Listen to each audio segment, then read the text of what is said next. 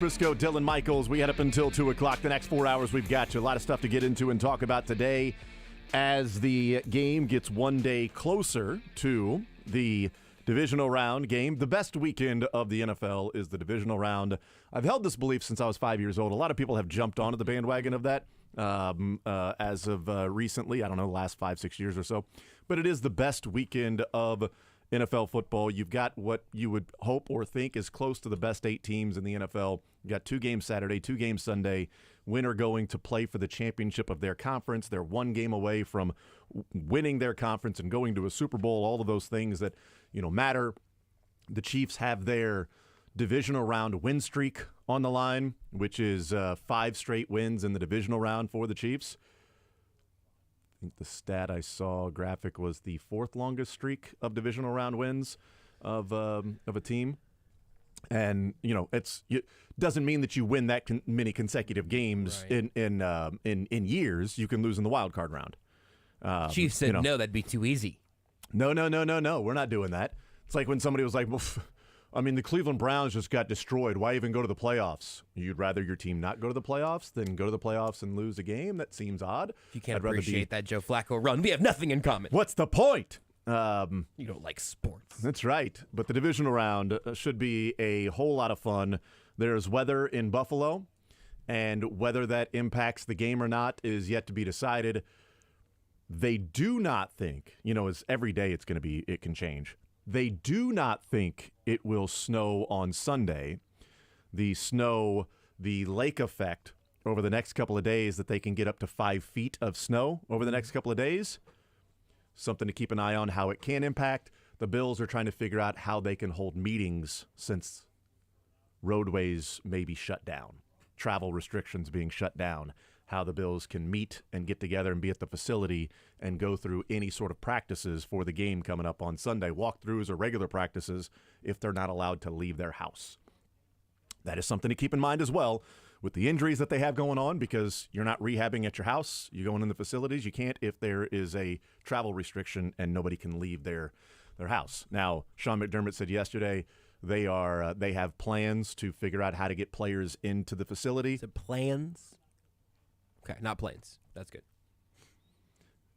Maybe it is a helicopter. I'm not sure. It could be some sort of a flying aircraft. I'm not sure. I don't know. I would guess it might be like snowplows that would go and pick up the players. I feel like Josh Allen would be great behind the wheel of a snowplow. Dude, not their own. I mean, like maybe giving them a ride. I think Josh Allen would want to drive. It's how he plays football. When I lived in Wyoming for the 3 months, that was 2 years of my life.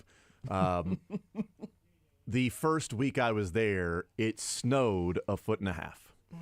Now, I can't imagine 5 feet of snow. No, it's 1.5 feet was absurd. Vision. Okay. Yeah.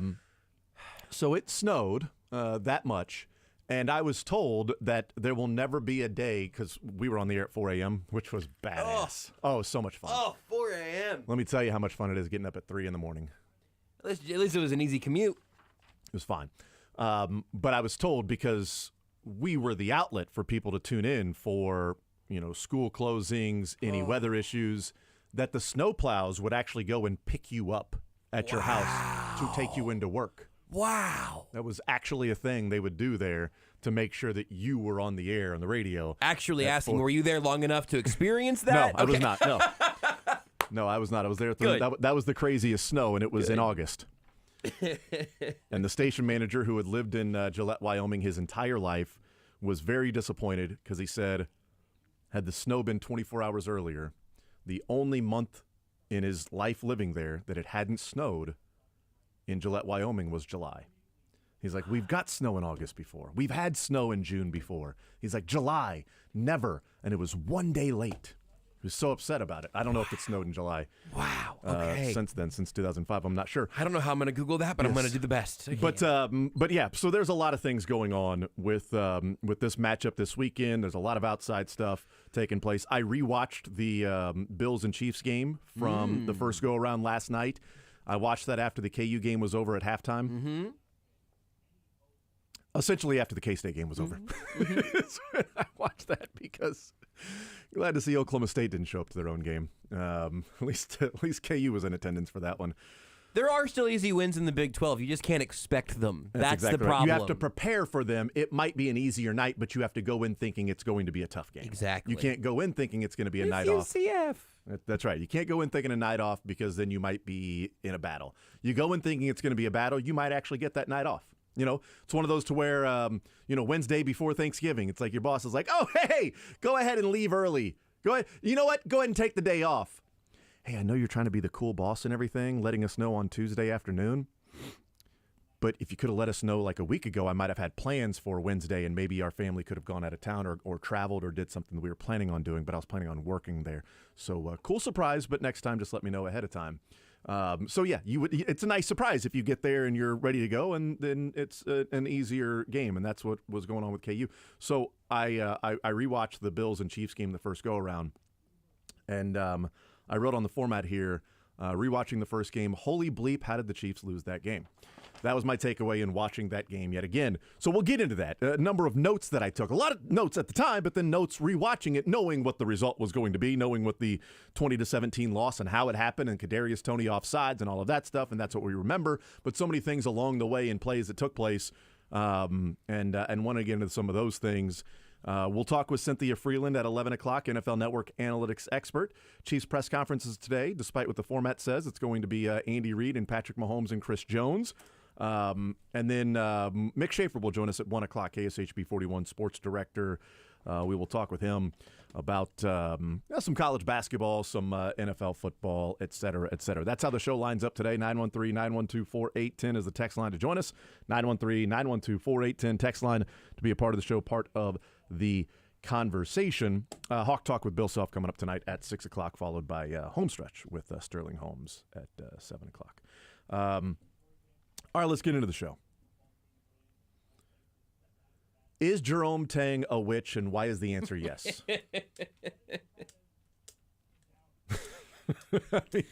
Which one? I can answer the first question first. Yes. Program up next. Thanks, everybody. Here's Seren. Thanks, everybody. Seren, Guys, program, Curtis, they are up you're next. Up. You got this. You're next. Everybody enjoy the day. Curtis right gave me a Sports thumbs Radio up, so actually that's binding. So he's good to go. Yeah, had no idea. I will see you guys. Just agree. Okay, yeah, all right. Tomorrow. We are out of here. I can't believe they signed up for 8 hours. Good for them, though. I can. You know what? They're making up for the 4:30 out time last week, so they're just trying to do all of that get back stuff. to the average. No doubt about that. But the answer is yes, right? That the guy's a witch. I mean, I think he could be a wizard. It depends on we can get into some of that. It could be an elf, I guess. I mean, we've got a lot of high fantasy things we could call to. But yeah, you're more the fantasy guy. Yeah, I'll try to fantasy football. Me and Field, we'll talk about it. Fantasy text, football, and then you are fantasy just in other things maybe more than I am. Warlock. But I mean, this team should be 4-0 in conference. K-State should be 4-0 in conference with a win at Texas Tech and a win against Baylor at home. Curtis is now walking into the studio. He's got his headphones he's ready to jack in. What? Thanks, Curtis. They should be 4-0 in conference if the officials could recognize what a travel is. That's hard to do. There at Texas Tech. I wanted to start off with that because K-State beating Baylor, they should be. I haven't looked at the bracket matrix today, and again, it's January 17th. Understandable that the bracketology and everything that people may not care about, and I totally understand why they would not care about it. But the fact that K-State, despite their wins and what they had done this year, hadn't been in many brackets, really at all.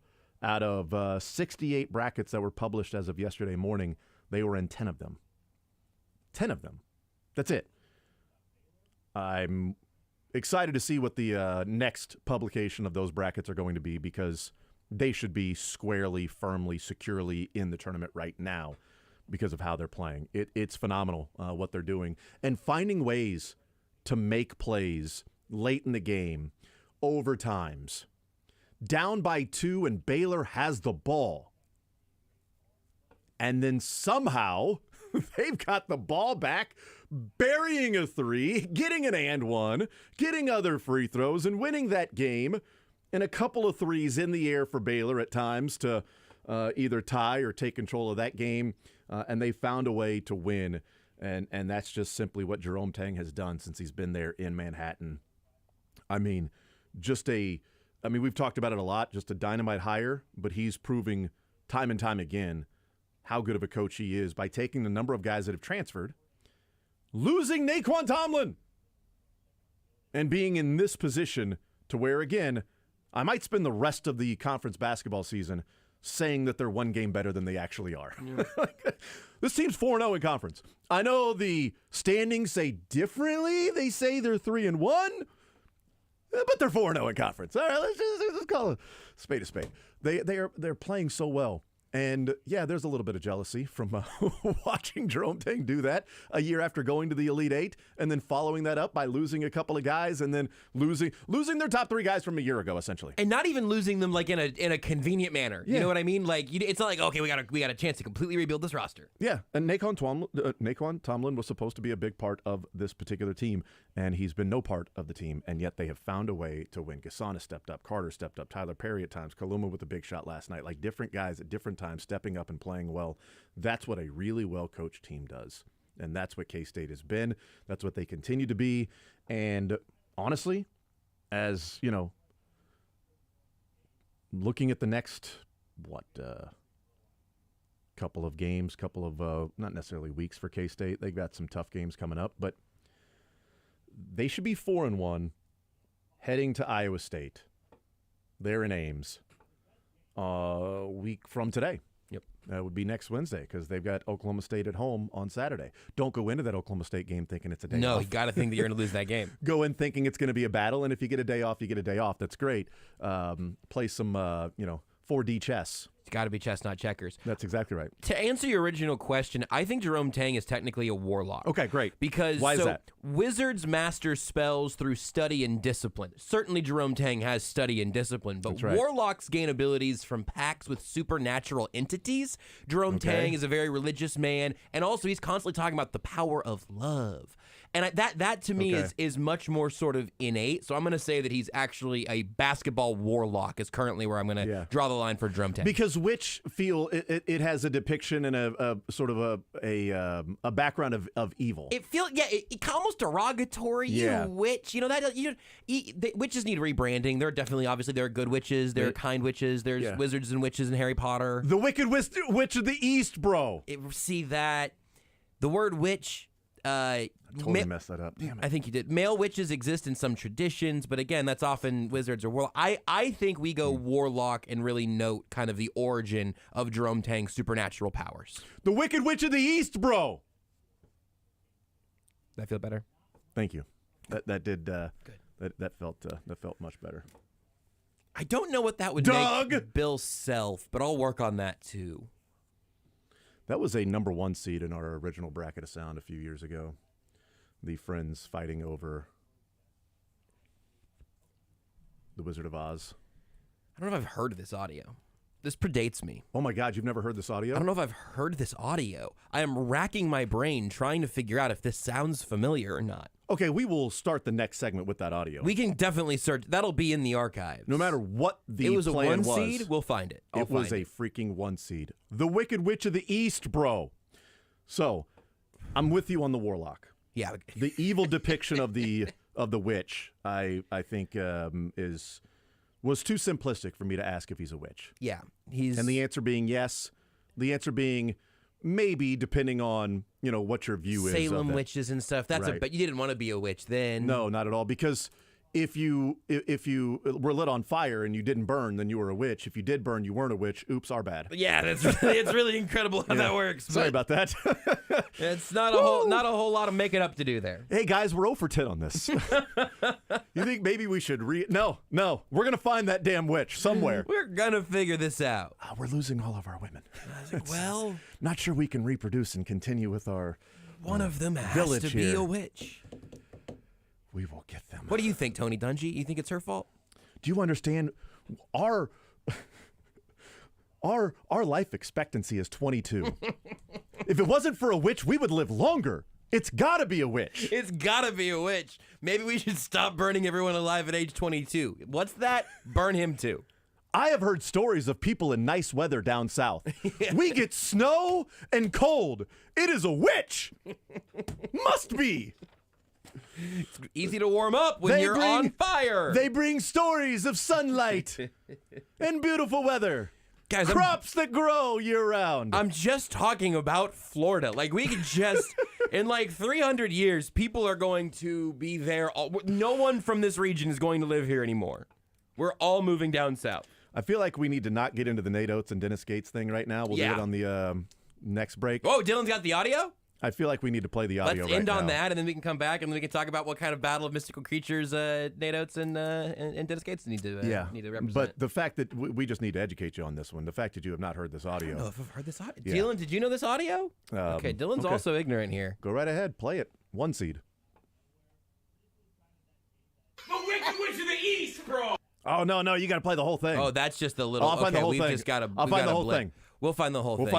We'll play the whole thing on the other side of the break. We'll get into Dennis Gates. We'll talk about Dennis Gates and Nate Oates and putting your hands on a player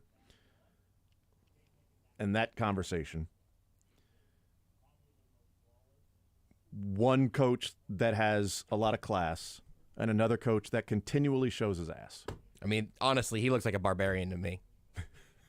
It's another D&D thing. Yeah, I mean, it's right there for you. I'm not sure. I'm going to take your word for it. I think you should. We'll take a timeout. We'll come back, talk a little more college basketball. We'll get into some NFL football and breaking down what relation different people are in Wizard of Oz. More Zone next. This segment was a natural one.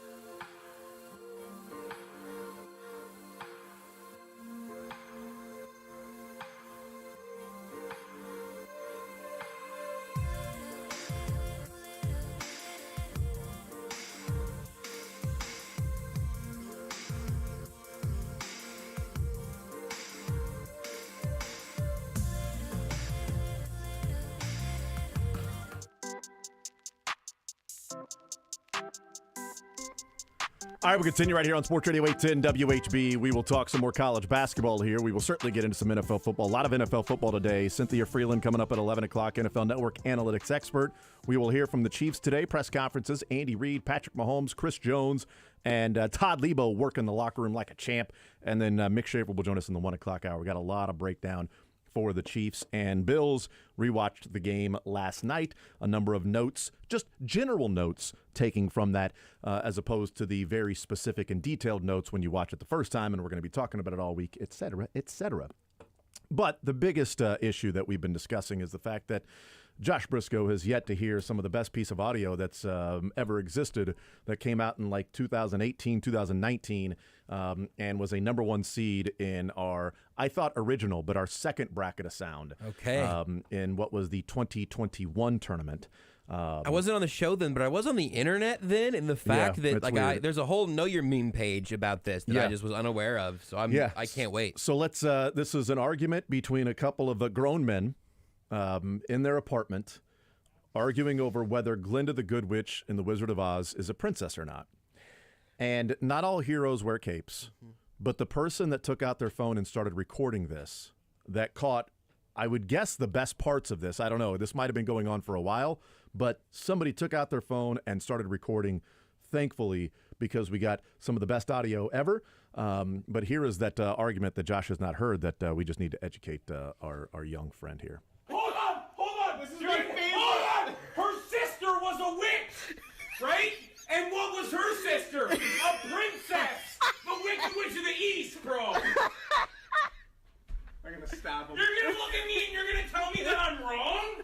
Am I wrong? It's my favorite she movie. wore a crown and she came down in a bubble, I'm dog. not fighting with you. Grow I'm not up, fighting bro. with you. Grow up. Get educated. Grow up, get educated. That's the best. The design is perfect. She wore a crown and she came down in a bubble, dog. Grow up. Get educated. Grow up. The Wicked Witch of the East, bro. Grow up. Get educated. I can't tell if he's right or not. I've never thought of her as being a princess, but his logic is sound. Yeah. Doug! Get educated. What was her sister? A princess.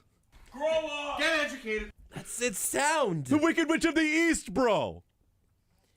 Every single time, I wish I would have known about this audio sooner because we could have been following every stupid, like, who's the best quarterback in the NFL? It's not Patrick Mahomes anymore. Grow up. Get educated. We could have been doing that for years. Yeah. That's beautiful. That's beautiful audio. It's great. I'm excited to watch the video to see the facial expressions on because the screenshot of just yelling guy absolutely screaming. The yelling, the guy that says Wicked Witch of the East, bro, him shaking his head while he says that and his hair flying. The Wicked Witch of the East, bro. The other guy is just like bracing himself. He's incredulous. That's why. Did you hear him say, "I'm going to stab him"? I'm gonna stab him. I'm He gonna did stand- he goes, stab him. I'm going to stab him. It's got. Sorry, guys. It's gotten to that. It's gotten to that point. I'm just gonna. You guys good with this? I'm going to stab him. I'm gonna stab him. I'm gonna stab him because he thinks that Glinda the Good is a princess. I feel like this is stab worthy, right? Cops would be on my side, right? This Like is the cops come in to investigate. This officer, yes, he's bleeding out right now, but he said that Glinda the Good was a princess. so I stabbed him. So then the cops start stabbing him. Why would you say that? Grow up. Get educated. The Wicked Witch of the East, bro. The video accentuates something I already believe to be true just from the isolated audio, which is that this is an argument between a guy who's had a couple of beers and the drunkest man you know. That is the level of intensity that is coming from. Also, what's the Doug? What's the game you play when you wear the? Is it called headbands? Where you wear the headband and you got a little card there, and you've got to guess what it is. Yes. There are on the table. There's the headband game that they've no. all been playing. Oh, a that's headband. what started it then. They've been that's right. He must have been a princess. They were arguing whether or not it's a princess. Well, it's a Wizard of Oz princess. I don't know. It's Glinda the Good. She's not a princess. That's exactly how it started. I'm back on the other person's side here now because I think he may be right on a technicality, but that is not. If you were trying to get the word princess, that you go to Wizard of Oz and I'm going witch. I'm going. So many characters and character types from Wizard of Oz before I'm ever getting anywhere near princess. It's like Glinda, not a witch. She's a princess. Bride, inconceivable. Boom, I'm done. I got it. Princess. I'm gonna stab him. I think I might stab him too. If that person did stab his other friend, Nate Oates would say he was in the wrong place at the wrong time. Or the other people maybe around would be at the wrong place at the wrong time. I'm not sure. But last night, Mizzou goes and loses to Bama. The over hit. Told you. Yeah, you're Trying right. to let you got guys that. know the over was an easy play. Although early in the game, Dennis Gates was like, "Oh, you put some money on the over? What if we just took the entire shot clock before we shot it? What if our strategy was to limit possessions for Alabama?" And my answer would be, what if your strategy in the second half was to not guard three-pointers? Limiting. What if that strategy was there too? I think limiting shots for the Alabama basketball program is a good idea. Boy, Griffin was amazing last night in the game. Just kept hitting three after three after three after three. There's not much you can do when you're actually playing good defense and the guy steps back with a hand in his face and knocks down a three from a step and a half behind the three-point line. It's like, all right, what's that guy's night? It's that guy's night. You're in that guy's story. It's a great part of basketball in particular. Yeah. One guy can't just be better than everybody else, at least for the night. There is something liberating about watching basketball when you're watching going, oh, my, what a hell of a shot by Bama. Oh, my, buddy, did you see that shot? He's like, yeah, but that was the other team. I'm like, but did you see the shot? Daddy has the over. Yeah, I have the over, too. I'm just appreciating great basketball. And Alabama plays a fun style of basketball. Mizover. Let's go. Let's do this, man. Come on. I didn't have nearly enough money on it to where I was that invested in the whole thing. But, it was nice to increase the Gotta bet more next time. The checkbook and everything. But the conversation around this was Aiden Shaw and Nate Oates. If you did not see that, you can go and check out the video after you look at the Glinda the Good Witch video that's out there. It's more enjoyable than the one that people are talking about. And weirdly more heated. Yeah, that's exactly right. Aiden Shaw was sort of verbally sparring with another player from Alabama and then kind of just staring. The huddle eventually got to Aiden Shaw. He didn't walk over into an already set up huddle by Alabama. But it was the under 8 timeout. They're walking off the court. Aiden Shaw and the guy are sort of looking at each other, and he's standing there. The huddle gets closer to Aiden Shaw, and Nate Oates turns around, sticks his hand into Aiden Shaw's chest, and pushes him the other way. Now, there are dumb people that are arguing whether or not that's a push. And my response would be, then describe what he did. Well, he touched him, right? But then he extended his hand, and Aiden Shaw was pushed. Whether it was that forceful or not, there was a level of extending of the arm while hand on chest and Aiden Shaw going the other way. Would you describe that as a punch? No. Would you describe that as a flick? No. It probably wasn't a shove either. I would agree with that. Not it was a shove. A push for sure. It's a push. Might have been a light push, but it's a push. It's just as if you were like, hey, kids are going sledding. Hey, Daddy, can you give me a light push? Yeah, I'll just do that. A light push. Well, that's not a push. The hell would you call it? Pushing a kid in a swing who's not your child. You're like, yeah, sure, I can go ahead and your mom and dad they'll if you want to try to get some real air, dad can come over and push it. But I got you. Exactly right. And I don't know, just the juxtaposition of his wrong place, wrong time with somebody who drove himself to what ended up being a shooting and losing of their life, and then pushing Aiden Shaw, who might be one of the nicer kids on Missouri's basketball team. Regardless, that happened. Here's Nate Oates after the game was over and starting off his press conference before he got into a breakdown of what took place in the game. Yeah, before I start talking about the game, I just want to address the situation at the under 8 media timeout, the scuffle that happened next to our bench. So I've known Coach Gates for a long time. I was a high school coach. He was one of the best recruiters in the country. I have all the respect in the world for the job he's done as an assistant, a head coach. Before he got to Missouri as a head coach here, he had one of the best first years in the SEC since I've been here in a long time. So there's no disrespect to him or his program, and I apologize to both Coach Gates and Aiden Shaw. And Aiden seems like a great kid. And it's an unfortunate situation, but I apologize to both of them. So I wanted to address that before we got going. We'll see if the SEC addresses it or not. I'm glad that he addressed it after the game was over. He also then, not even then, but before that, in the handshake line, went up to Dennis Gates, and that's what he was trying to apologize for. I tried to pause and slow down and read the lips of Dennis Gates. It looked at first like Dennis Gates was like, no, I'm not having it, man. No, not even. And then then it kind of looked like Dennis Gates was like, all good, since they've known each other for a long time. Here's Dennis Gates after the game was over. He was asked about what took place there, what he saw, and the interaction between Nate Oates and Aiden Shaw. Nate apologized after the game. I've known Nate since he was a high school coach in Detroit. But I just posed the question, if that was players in a huddle with a hand on an opponent, what would take place? It would be an automatic technical foul, right? I thought I saw 2 referees in the huddle. It wasn't a technical foul. But that's the question I would pose. If it was players making hand contact, what would take place? Did you see that happen live, or have you seen a replay? And how about, Aiden's kind of restraint to walk away? Well, I trust our referees in situations like that, and they had it completely in control, I believe. But again, I pose the question, if players were in a situation where something like that happened, what would it be is the biggest question. What will result in that? I believe, because we did say it was a chippy game, and that happened when? What time was on the clock? Definitely first half. I don't. Okay. 7:38 in the first half. What's that? It happened in the first half, right? Yep. That was a possibility for us to go to the free throw line, but we shot 0 free throws. And again, ultimately, I trust the referees and that they had everything under control, I guess. When you end with, I guess, I don't know that you really do trust the referees, but I think he's saying, I trust the referees that they had it under control, meaning Nate Oates was out of line to do that because there was no provocation rising to the level of where he felt like somebody might have been in danger. Somebody might have been in danger. Aiden Shaw might have been out of control and was walking towards somebody instead of standing there. And Nate Oates turned around, saw him, and then just immediately pushed him away. My buddy texted and said, would the princess call it a push? It's a great text, bud.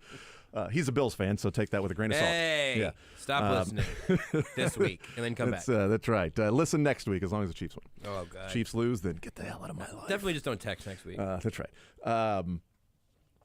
But listening to that, I hear, I trust the refs that they had it under control.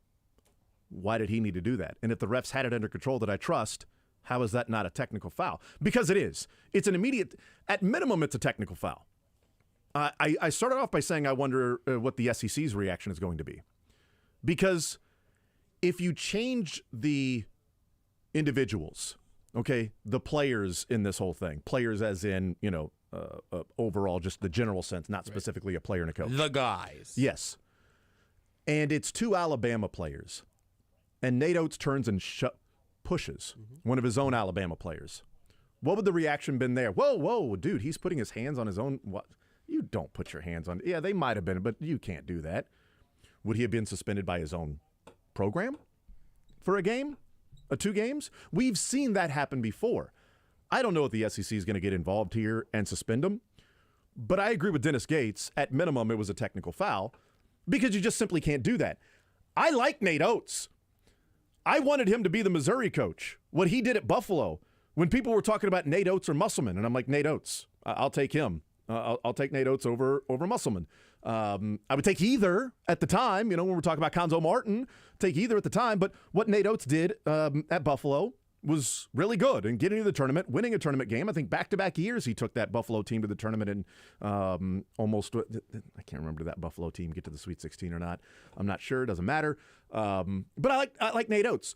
But this is back-to-back years where, he's getting used to giving out apologies in press conferences of, how callous he handled, the situation last year with one of his players, the best player on his team.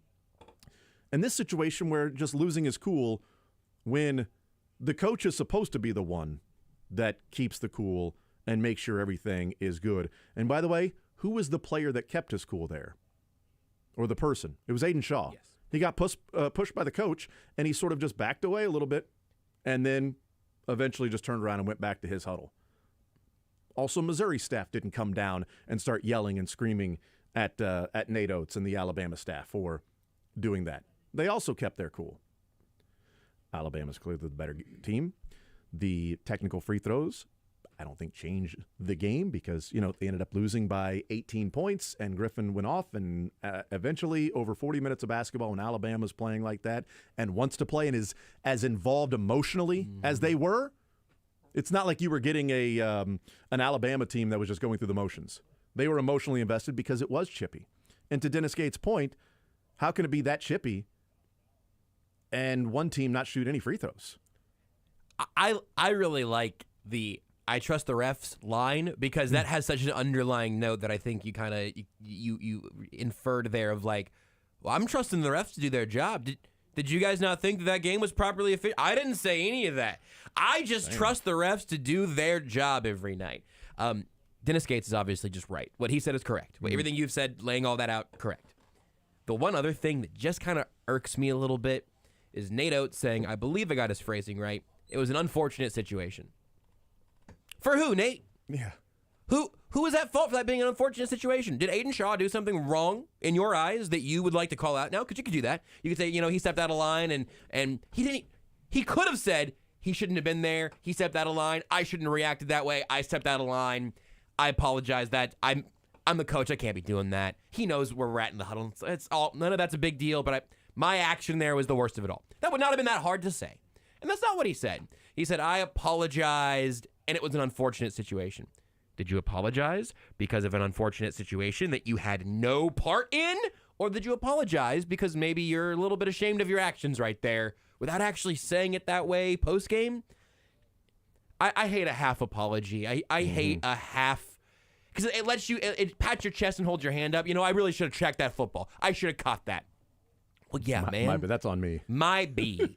Who else would it be? Nate Oates didn't even say my B. He just went, that's unfortunate, and I apologized. Did Aiden Shaw apologize? Did he need to? It is, again, it's very passive language, which Nate Oates, as we know, has a real history brewing with. Just don't put your hands on players. I don't care about people talking about old school, new school, whatever. Well, back in my day, oh, awesome, man. That's cool. We've also evolved. Yeah. At some point we couldn't fly. And don't put your hands on we've evolved. People. That's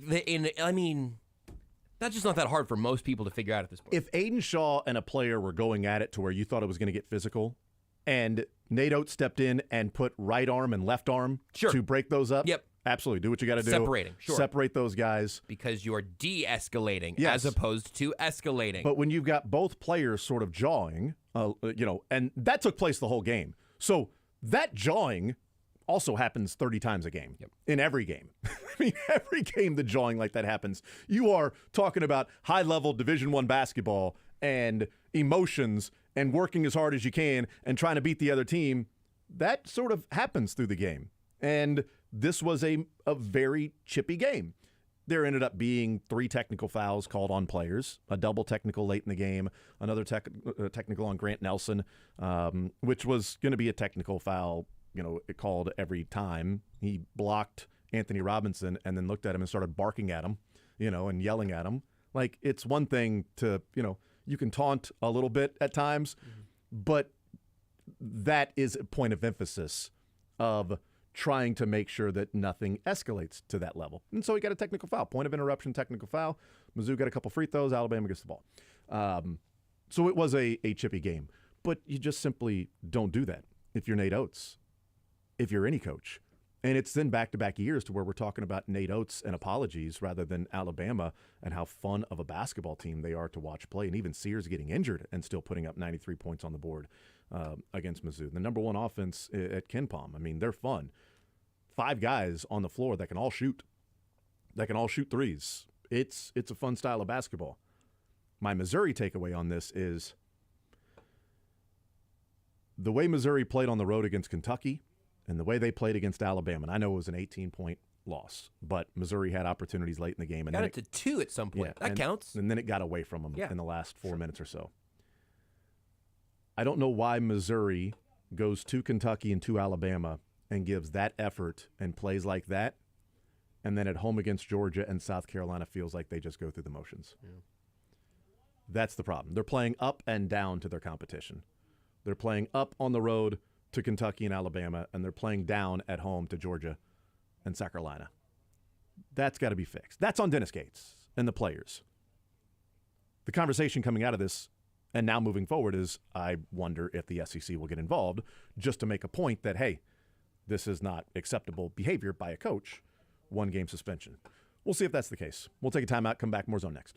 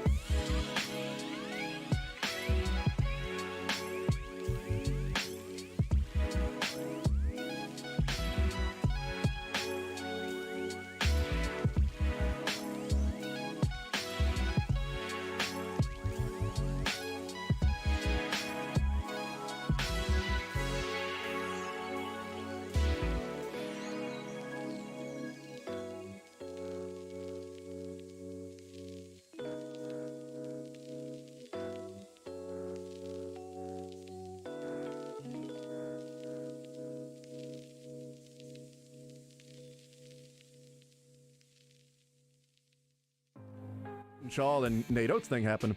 And Dennis Gates walks right up to him. And I majored in lip reading for a semester in This college. is your real talent. And he said, "Shut the front cup. Shut the front cup." 3 times to, and I don't know what that means, but it's got to be something with the Missouri code or basketball. something? Yeah. Some sort of a code there. I don't know. Maybe Cynthia Freeland knows. She likes to code. That's next.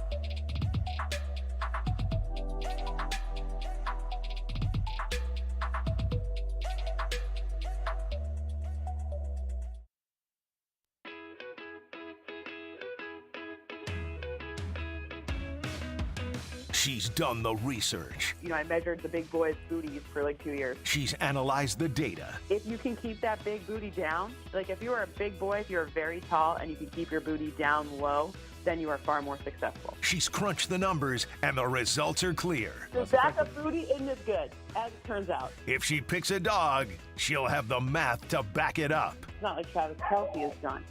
My dog is very excited about this, just so you know. It's Cynthia Freeland of NFL Network. Now in the zone with Jason Anderson on Sports Radio 810 WHB. All right, we continue right here on Sports Radio 810 WHB. We'll hear from the Chiefs coming up later on this hour. Andy Reid, Patrick Mahomes, Chris Jones, and Todd Lebo will be in the locker room. Chiefs get ready for their 6th straight divisional game. They've won 5 in a row in the divisional round, and we'll see if they can do that this weekend coming up on Sunday night in Buffalo. Joining us now, NFL Network's analytics expert, Cynthia Freeland, joining us here in the zone. Cynthia, how are you today? I'm doing great, thank you. How are you? I'm doing fine. It is warming up here in Kansas City. It's really warm. I almost didn't wear a coat. I almost wore shorts today because it's 25 degrees. And Poultry, 25 degrees, you know? I was sweating, weird. Let's start with just the win for the Chiefs over the Miami Dolphins this past weekend. We'll get into the matchup with Buffalo and some other teams, et cetera. But what was your takeaway? What'd you see in the Chiefs finding a way and really just controlling that game and winning by 19?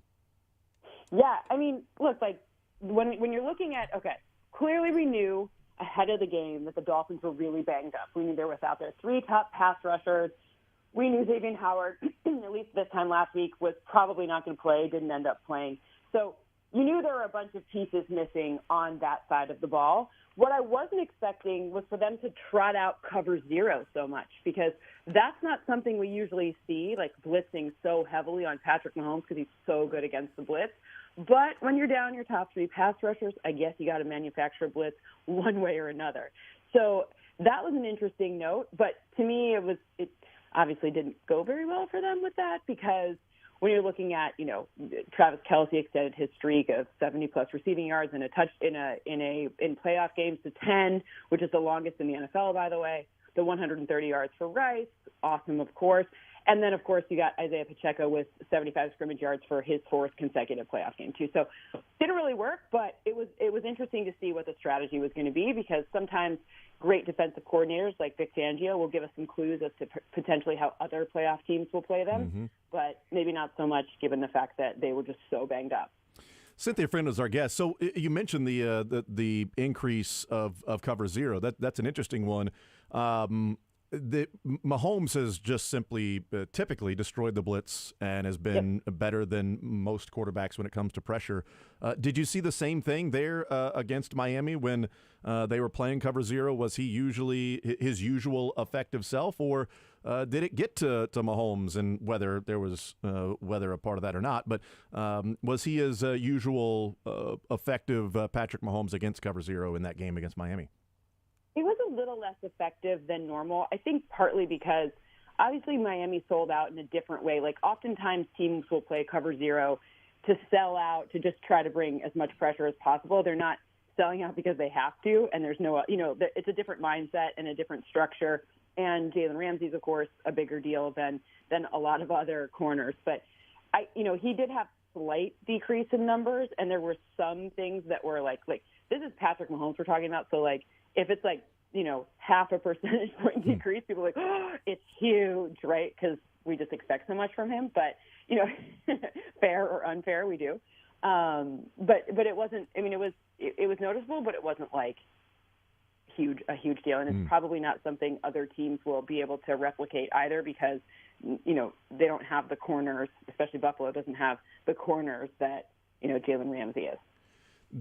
When you're facing cover 0, obviously everybody's got to be on the same page. The offensive line has to be on the same page, what the hot read is, things like that. But also there's an expectation of receivers winning against cover 0, because you're not just finding a soft spot in the zone. Is that maybe an element as to why historically what Patrick Mahomes has done in his career versus maybe specifically in this one game in a vacuum that he was lower than what would typically be expected? But again, as you talk about, it's on a scale of 1 to Mahomes, and so a little lower than that. Is there an element of the wide receivers that we've talked about so much this year that's why maybe in that game was a little less effective, is because you're relying on guys to win, and so many of the Chiefs receivers have not been able to do that? Well, let's just take Rice out of that equation. Yes, and true. Travis Kelce also, because I know he's not a receiver, but same difference. But the reality is correct. Like some of the other receivers, they need to win, and especially if another team does it. Like let's fast forward and cross our fingers and toes and say if you were to face the Ravens in that situation, it would look a lot different. They only rush 4 a lot, and they bring simulated pressure. Like it's just very different. So even if they were to change it up and all of a sudden do cover 0, it would be you have to win against, Marlon Humphrey and whoever Geno Stone, who's a safety, but in that case, in cover zero, would be up against 20 receivers. And I would guess, this is just throwing a dart here, I would guess you don't expect Buffalo to do that, to run some cover zero against No. Patrick Mahomes with Elam and Cameron Lewis and Dane Jackson and DeMar Hamlin and guys that were in the game late against the Pittsburgh Steelers. And, to be fair, I don't even know, and I did preseason with the Bills, I'm not even entirely sure which linebackers are going to play in this one. They're just so decimated at the position. Mm-hmm. Matt Milano, week 5, Balin Spector, Terrell Bernard, all of them are down, Terrell Dodson, there's so many people. I don't know what to do. I don't know what to make of that level, and especially if I'm trying to scheme up ways to stop Travis Kelce. That's a really tough ask, even though Coach McDermott has done a great job of figuring out ways to deal with their injuries. Obviously winning 6 games in a row, you're doing something right on defense. That's, I don't know how you that's a really tough ask. Yeah, 4 players, and we'll see if Bernard plays. We'll see if Teron Johnson, Christian Bedford. I doubt Bernard plays. Even though it was not a fracture, there was not the X-rays are negative. Typically, when you leave in an air cast and you don't put pressure on it at all, doesn't mean you'll return in 6 days.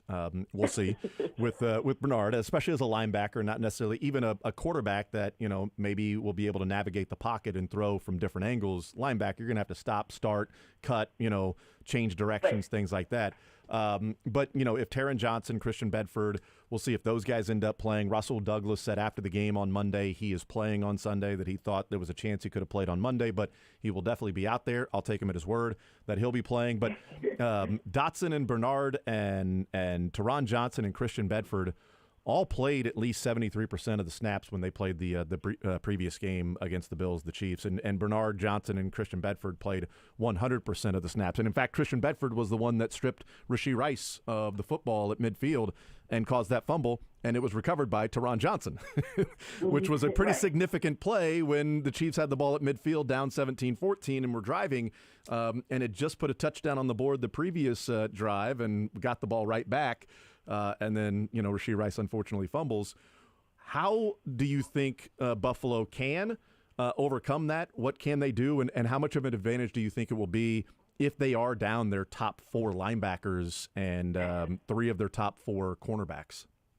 This game is so close in terms of margins for me that their injury report is going to determine who wins. I don't necessarily think this is a slam dunk for either side, and I don't think anyone does, but when I'm looking at the opportunity, Elam is a liability. I understand, he made up for, some bad plays, and I would call that pass interference early in the game against it pretty freaking bad. So I understand he had the interception, but this is Patrick Mahomes we're talking about, not Mason Rudolph. No offense to Mason Rudolph, right? But it's one of those things where that's a terrible matchup for the Bills against Rashee Rice. So yeah. The final injury report needs to come out, but I certainly think that this defense is not, they did get Daquan Jones back, so it's going to be a little harder to run, but they're going to have to manufacture some stuff on the back end or, really figure some stuff out than, strategic wind gusts. I don't know, but something like that, right? To figure out, with all those people missing, that's a lot of loss. I like the strategic wind gusts. If you can figure out when the gust is coming, do you have a pattern to it? When to call the deep passing plays, things like that. Does Russell Douglas, and I probably should know this, so pardon my ignorance, does Russell Douglas travel with receivers, or is he sort of a Richard Sherman one side of the field and that's it, or only plays on the outside and may switch from side to side? Because, again, I'm expecting him to play, and I'm going to go into this game as if he's playing. And I'm just wondering that as if he were to travel with Rashee Rice, or if Teron Johnson doesn't play and Rashee Rice lines up in the slot, he's going up against, a guy who was inactive against the Chiefs the previous go-around. So you don't see Douglas travel a ton. Now, you have to remember there's not a lot of data on him because, remember, he came over the trade deadline from the Packers. Packers defense operates quite differently from the Bills defense systematically. It's kind of the same, but what they're asked to do is a little bit different and where they line up.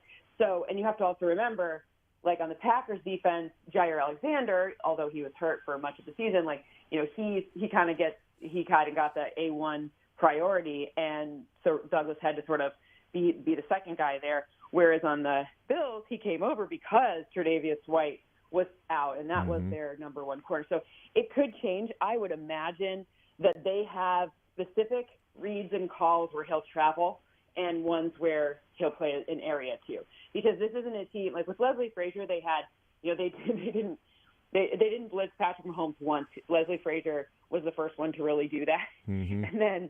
Now, Leslie Frazier, you know, he's interviewing for other jobs. He's my coworker for the time being. That's right. But, you know, it has looked different under Sean, and I would imagine in this case with all of these injuries, there's going to be some traveling. It's just I don't know how they get around it, truly.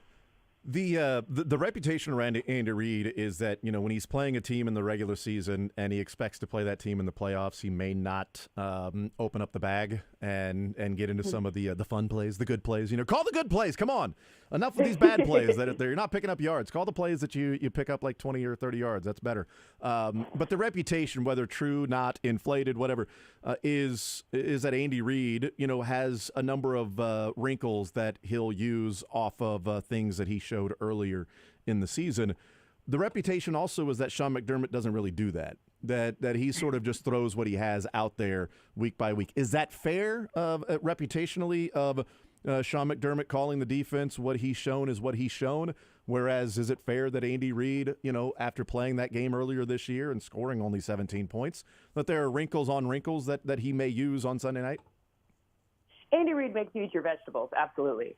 The math bears that out for sure. You know, you see some like some of the stuff you're like, come on, give me the fun ones. But no, I think, you know, we'll see some of the dessert plays on this go around. I think he's got some special bag of tricks here waiting for the Bills. But Sean, I don't know what to say, because remember, he just took back over play calling duties this year, and literally like within 3 weeks the whole thing was completely different. I mean, Von Miller didn't come back until whatever, and by the way, Von hasn't had an excellent season.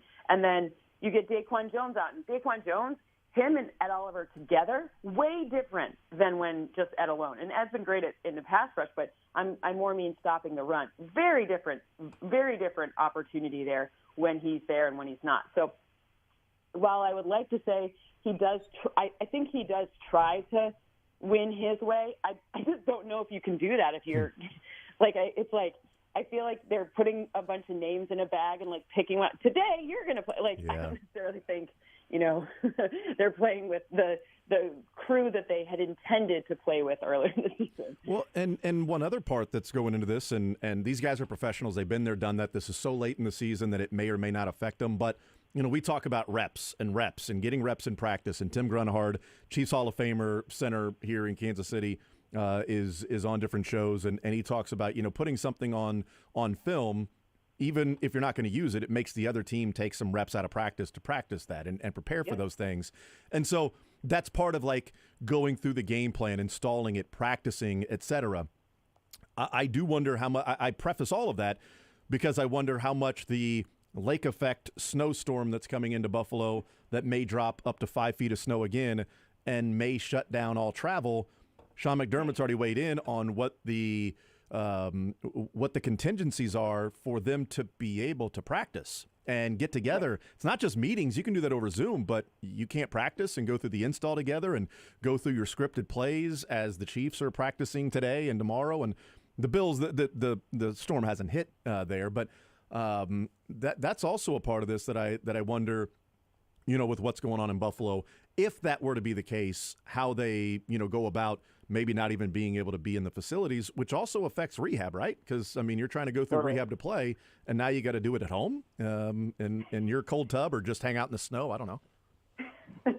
Just go outside in the snow. Yeah. You'll be fine. You'll be in the cold tub. You're in a snow globe. You're fine. You're totally fine. I feel like while I agree that it's not great for them to have that situation happen, perhaps given the fact that there's so many unknown factors, it makes them distill things. Like Sean, I'm very familiar with Sean. After, you know, he's a creature of habit, right? He's like a what's the word for him? Like he's very, like, he's like a general, right? Like, he's regimented. You know, he probably says military time, like, 0600, we will open Christmas presents. 0700, we will eat our Christmas, breakfast. And 0800, we will be in the gym. Like, that's how I feel like he could be portrayed best. And when I'm thinking about him in this situation, perhaps on some level, given all of their injuries, they're getting a situation where maybe he won't overthink it. Now, while I'm just trying to play devil's advocate here because I don't think it's the best thing. I think obviously it's better to be able to practice and be together. But, on some level, perhaps this regimented man does better when he's forced to adapt his schedule and make things as simple as possible, especially considering a lot of the guys that they'll likely be playing aren't guys who have like the every week reps that you expect. So that's the other side of that coin. And there's also, this is just on the off chance that happens. They may not get the 5 feet of snow. You never know. And it may not be enough to have a travel ban that's going on. So this may just be something that Sean McDermott's weighed in on and has a contingency plan and things like that may not actually come to fruition. Cynthia Freeland, NFL Network analytics expert. The part that concerns me about this game from the Chiefs defensive side, and they've been very good on the defensive side, it's taken on the run for the Buffalo Bills. And Joe Brady was already the offensive coordinator when they played the first go-around. That was his third game, and so he had 2 games as the OC. Then they had a bye, and then they played the Chiefs. So there's certainly an idea of what they were running, and they may be completely different now, but they are relying a lot more on the run. They're trying to use James Cook in a different way. They're getting Josh Allen a little bit more involved in design runs. What do you think of the matchup with the Chiefs defense that has at times had its struggle stopping the run versus a Buffalo team that is more committed to doing that as the base of their offense instead of let's just let Josh Allen go out there and be Josh Allen constantly? And that's the entire roller coaster of the bad turnovers and also just the amazing plays. Well, I think we saw that, I don't think there's going to be a 52-yard touchdown run last week, but that does show something that they have been doing since their bye, that Joe Brady's really worked in well, which is the designed runs for Josh Allen. That's an interesting part because in every single game after their bye, except the blowout to the Cowboys where they started to show they literally just ran the same run play to James Cook the whole time. But other than that, he's had at least 2 design runs in every single game since. And those designed runs have all netted first down. So almost all of them have netted first down. So that's kind of their keep Josh Allen from himself a little bit, keep him, away from playing hero. I hate when they say that. Because, wouldn't you say running the 52-yard touchdown is a hero ball? Anyways, but, trying to throw into unfavorable coverages, et cetera. So, the designed runs and also the different looks for James Cook. Maybe he doesn't have, the best fantasy outing in every single one. But if you look at what he's actually doing, a lot of times his blitz recognition has been a lot better. And his ability to create space for others, also very good. And then, of course, they use a fullback. I love Reggie Gilliam. I love a good fullback moment, right? So they use a fullback sometimes as well. So their heavier formations have been helpful. And by the way, their O-line deserves some credit here because the right side is where they run, and behind Spencer Brown, he's 6'12", maybe 7 feet, but he's 6'8" or 6'9". He's been great at run blocking. And then on the left, Deion Dawkins, I think him and Josh Allen have a very good relationship with what kind of blocking Josh likes because he's kind of hard to block for, and Deion does it well. Visiting with Cynthia Freeland. What do you make of the? I've seen some people weigh in. I had somebody email me last night that was asking about the 52-yard run by Josh Allen. That he slows down and looks like he's maybe going to slide, and Pittsburgh's defense slows down, and then he starts up again and goes. And then later on in the game, he has a late slide in which Marcus Golden hits him, and then it's a 15-yard penalty for the roughing the passer or just unnecessary roughness. It wouldn't be roughing the passer at that time because he was a runner.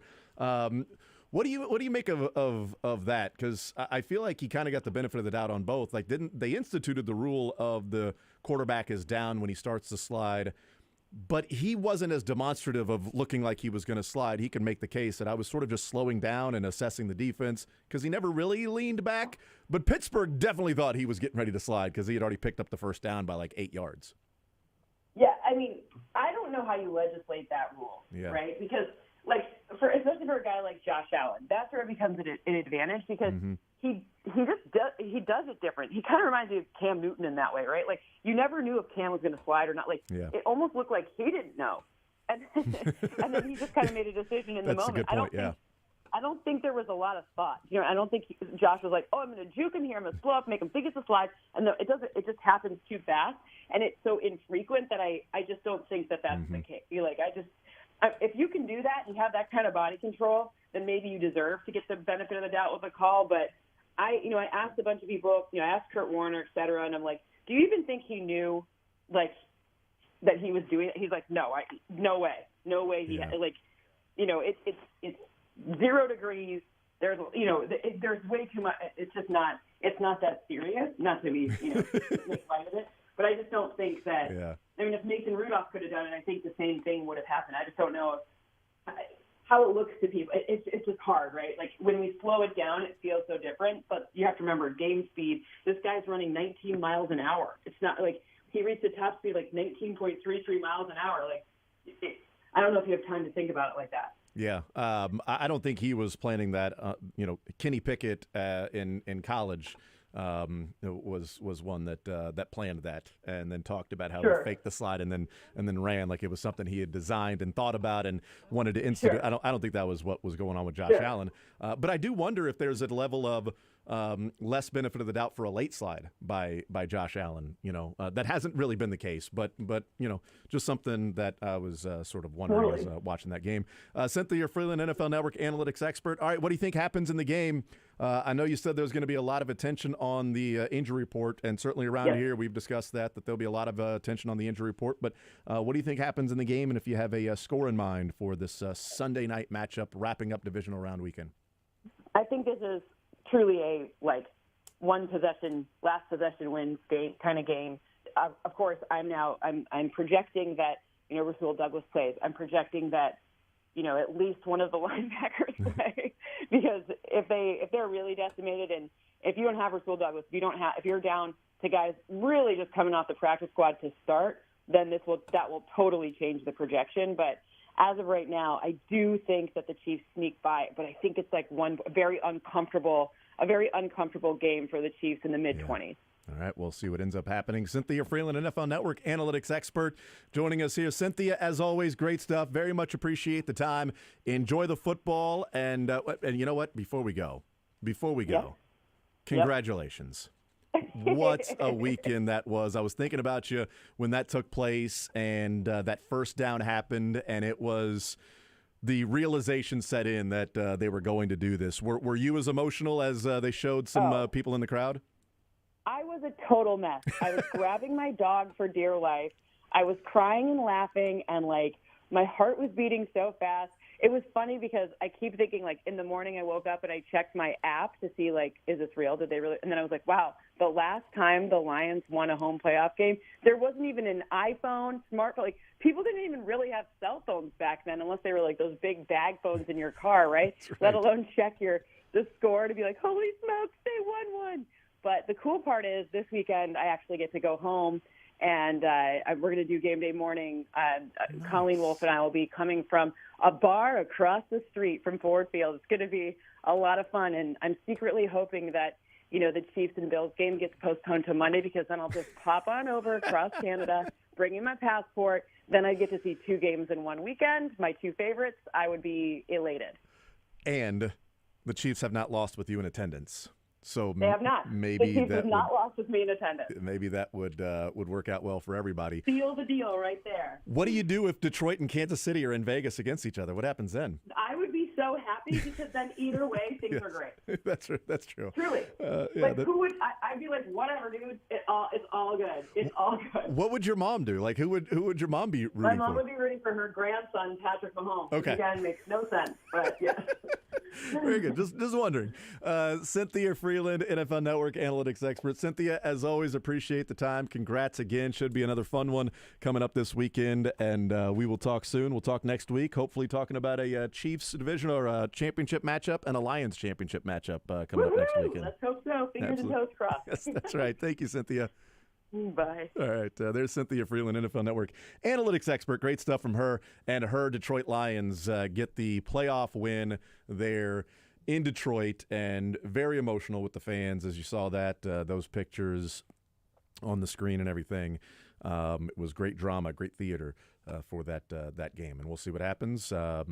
One of Jared Goff or Baker Mayfield will be playing in the NFC Championship game, which isn't that crazy because Jared Goff has played in the NFC Championship game before and a Super Bowl. But I didn't think Baker Mayfield would make it to a conference championship game, and yet there you go. That'll be one of them. It's a couple number 1 picks. What's weird about that? That's a great point. I mean, come on, pedigree. Really good point. The saying's more either the Lions or Baker Mayfield. That's a great. NFC You know what? Championship. That's a better way to put it. It's a better way to put it. The Lions or Baker Mayfield will be in the NFC Championship game, taking on the 49ers. Yeah. I mean, listen. Losing to the 49ers is what we all wanted to say, but we didn't want to say, and we're not saying. I believe restore the roar. Now, hang on. If Jordan Love beats the big bad 49ers, which Aaron Rodgers could never do. Lock it up. Lock it up. I mean. Could you imagine the offseason for Aaron and how much we're going to see him?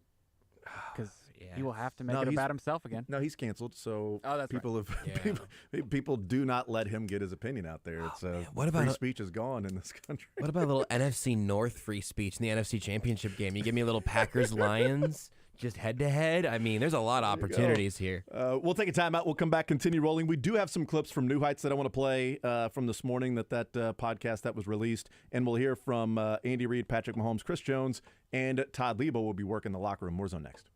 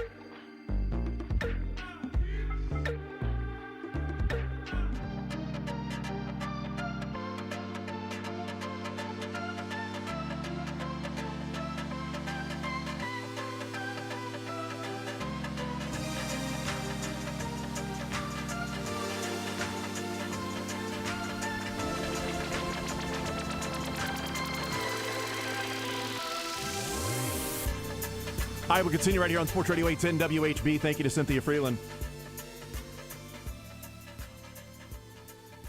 You know, there's some things about this game that I think are interesting from the first time they matched up versus now. When you say, well, what can you take away from that first game? I mean, obviously, I think there are things you can take from that first game. But there are also some things that go into it that will be different. For instance, Joe Brady was the offensive coordinator for the 2 previous games against what was the New York Jets and then the Philadelphia Eagles and their loss in overtime. Then they had a bye week. So he was named OC, and he's got 2 weeks where you're putting some things together. Then you had a bye week and sort of adjust, right? So I don't know if Kansas City was seeing the first of a Joe Brady instituted sort of offense and a change, and it's like, okay, there's some unscouted looks and some things they were doing that they weren't doing earlier, with Ken Dorsey as the offensive coordinator. I don't know. That would be where Steve Spagnuolo and the other, Chiefs coaches and things like that, maybe they say that or not. I don't know. So that's certainly part of it. The first touchdown of the game was 2nd down and 8, the James Cook 25-yard touchdown. That was a broken play. Just right up the seam, nobody around him, touchdown. Willie Gay looking around, and Mike Edwards looking around. As I mentioned, that was the first game that Mike Edwards played when Brian Cook got injured late in the game the week before. And Mike Edwards' first start. And that was the second drive for the Buffalo Bills in that game of Mike Edwards' first start, where he's back there with Justin Reed. And there was a miscommunication. There was a coverage being blown that Willie Gay and Mike Edwards are both of them watching the other guy and watching James Cook run down the middle of the field for a 25-yard touchdown on 2nd down and 8. Maybe they still score on that particular drive. I don't know.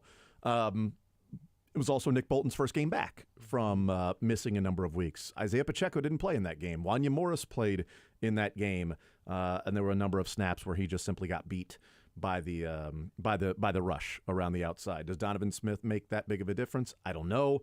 Wanya Morris was a better run blocker than Donovan Smith. There are some things you can take away, but then I think there are also so many of the things that you're like, the teams are different now. That Mike Edwards has played the last part of the season with Justin Reed there in the back end with the linebackers. Drew Tranquill didn't play in that game, and he's obviously back and playing. Nick Bolton has been playing a number of weeks as well. Joe Brady has, what would that be, 1, 2, 3, 4, 5, 6, 7, 8 games of game film as to what he's doing with his offense as opposed to what Ken Dorsey was doing, versus he had 2 games and then the bye. Or maybe they changed some things up. I don't know. So I don't know how much you can take away from that game in terms of scheme and how much adjustment may go on there. Sean McDermott's been calling the defense. So I don't think there's anything there where the Chiefs offense is like, oh, well, what are they going to look like now on the defense? I think they'll know what they'll look like. It's just a matter of, do they have to change things for the injuries that are going on? Cynthia Freeland said a 1-point game, sort of a coin flip, but that is with Rasul Douglas and at least one of those linebackers playing. Yeah. If they don't play, she says, totally changes the projection. I think the wrong team's favored in this one. But if a lot it was of people at Arrowhead, the Chiefs would be favored, and I'm not sure that should change it. You know what I mean? Yeah, I think the wrong team's favored. I think the Chiefs are the better team than the Buffalo Bills. We'll see if that comes to fruition. They could certainly lose the game. They lost the previous game where I thought the better team on the field lost. They're also the healthier team now by a wider margin. They are the healthier team. They're getting guys back where Buffalo is, losing players in that game. I'm trying to think of who played in that game. Jerick McKinnon. Yep. Jerick McKinnon played and scored a touchdown, by the way, in that game. So that is a I'm loss. looking at the snap counts again, but McKinnon's the one that jumps out. They're exchanging Jerick McKinnon for Isaiah Pacheco. Well, really, they're exchanging Clyde Edwards-Helaire as a starter and Jerick McKinnon as the backup for Isaiah Pacheco and Clyde Edwards-Helaire. True. Is really what you're exchanging. LaMichael Pirine in for Clyde, I think, in that, right. I mean, it's a 2 running back team now. Yeah. Only 2 guys who play. Absolutely. And it was a 2 running back game that day. True. And right. The first half, Clyde Edwards-Helaire, by the way, was running his ass off. Like he was pretty good. I'm not gonna lie. Like I rewatched that game last night to think, all right, let's see what Edwards-Helaire. I'm like, oh wow, he just broke that. Oh wow, he picked up 5 or 6 extra yards. Oh, oh, wow, okay, wow, I thought he was going to get stopped there on 3rd and short. Now he picked up, it's a 6-yard gain, and they moved the chains. Okay. So it wasn't like, oh, my God, Edwards-Helaire was missing hole after hole, and Pacheco's not going to do that. I thought Edwards-Helaire held his own in that particular game. He wasn't the reason why they lost. Let's just say that. The reason why they lost is probably, a coverage breakdown, an interception that Mahomes throws that hits the was Epinesa, not Rousseau. Epinesa reaches up, bats the ball in the air when they tried to throw the swing pass on 2nd and 5. Yep. I mean, it was 2nd and 5 at the Buffalo 30. They had just driven right down the field, 6 yards per play. Bing, bing, bing, bing, bing. 2nd and 5, still an easier. You got the whole playbook open. Swing pass to Edwards-Helaire, knocked up in the air, interception. Like, oh, bleep, here we go again. And by the way, the Chiefs defense got a 3-and-out. But Buffalo started at midfield, so they punted it down deep for the Chiefs. That went 3-and-out, and they punted it, and the Bills started at midfield. And then they got that 25-yard touchdown. I mean, they're down 14-0 in the second quarter, and Kadarius Toney drops a pass on 2nd down and 12, which would have been close to a first down. Then on 3rd and 12, Mahomes has a wide-open MVS, throws it behind him. MVS, reaches back and slides, and that's when the camera zooms in on Mahomes when he goes, what are we doing? I don't know if if MVS was supposed to stop and sit in that zone where Mahomes was throwing it. Not sure, but that was a schemed-up, wide-open player. That different pages for whatever reason. And the Chiefs end up punting. That would have put them in field goal range, down 14-0. Down 17-14, they got 2nd down and 10, and Rashee Rice picks up 6 yards, 7 yards, and then fumbles at midfield. I mean, the Chiefs had just scored a touchdown, got the ball right back. Defense got them the ball right back. They fumble. Defense gets them the ball right back. Then they go down and, kick a field goal because they get down inside the 10-yard line and can't punch it in, and they kick a field goal to, take the lead at that point, which would have been 21-17. And they still would have overcome all of that if it wasn't for the penalty. And then, of course, Kadarius Toney outside. They averaged 6 yards per play in the second half against the Bills. They just couldn't capitalize on different opportunities that were there. And the Bills jumped out to the 14-0 lead. The Bills had one legit drive. They started their own 25-yard line, and they scored a touchdown on that drive. Now, they also converted that 4th down and 1 when Josh Allen was rolling to his right and pump faking, and then he went total sidearm, and Kincaid dove and caught the ball. Sometimes those things happen on a drive, and credit to Sean McDermott for not settling for a field goal and going up 10-0. They were up 7-0 at that time, put a field goal on the board, go up 10-0. He went for it. They scored a touchdown. That's a credit to the coach, and they executed there. But there are a lot of things that happened in that game that felt like they bounced the Bills' way. Doesn't mean they won't, because that was in Arrowhead and they bounced the Bills' way. They're at Highmark now, and they may bounce the Bills' way there, and we might be talking about, wow, how did you not overcome some of those things? And some of those issues by the Chiefs are things that have been going on most of the year. We'll take a timeout. We'll come back. We'll hear from the Chiefs. Andy Reid, Patrick Mahomes, Chris Jones, and more coming up next.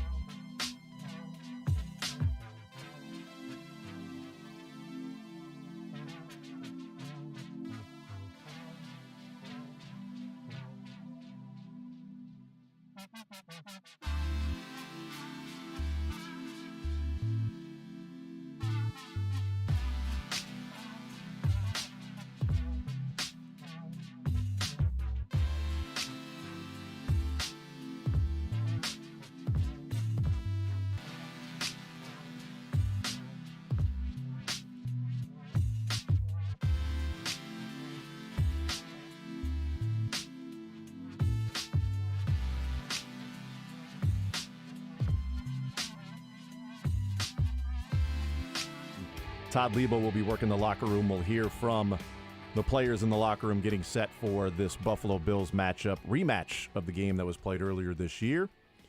20-17, Buffalo Bills get the win as they were leading 14-0 in that game. And the Chiefs, quick math, went on a 17-6 run, but not enough because of so many mistakes that were made. An interception, a fumble, an offsides, a blown coverage that took place in that game on James Cook for the touchdown. There were a number of mistakes that were made. You know, we talked about it one point this year. We were going through the top 4 plays in terms of expected points added and win probability percentage added or subtracted based on those plays. And we had talked about the losses by the Chiefs and how, looking at the top 4 plays of all of those, it was like 13 out of 16 when the Chiefs had the 4 losses at one point. It's like 13 of 16 of the top 4 plays in each game ended up going against the Chiefs. And in this game against Buffalo, 3 of the top 4 were negative expected points added and win probability percentage against the Chiefs.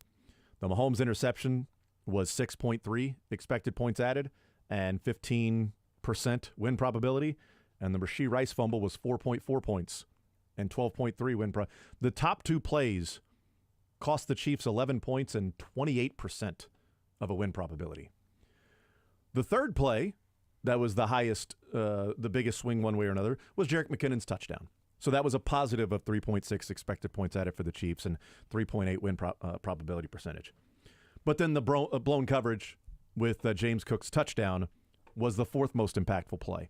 All that equaled 10.4 points, expected points added towards Buffalo, and 30.1% of win probability added in the top 4 plays of the game. The 4 most impactful plays, 3 of the 4 went the Bills' way, and 2 of them were incredibly significant in Mahomes' interception. When the Chiefs, again, were driving at 2nd and 5 at the Buffalo 30, it wasn't like it was a 3rd and 15.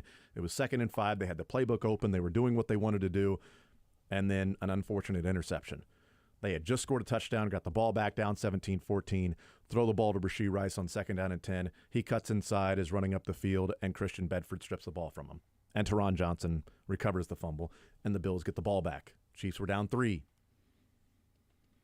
Those were pretty impactful plays, and they win against the Chiefs. Those things have been happening this year in losses. So it is not like, well, you just take that away.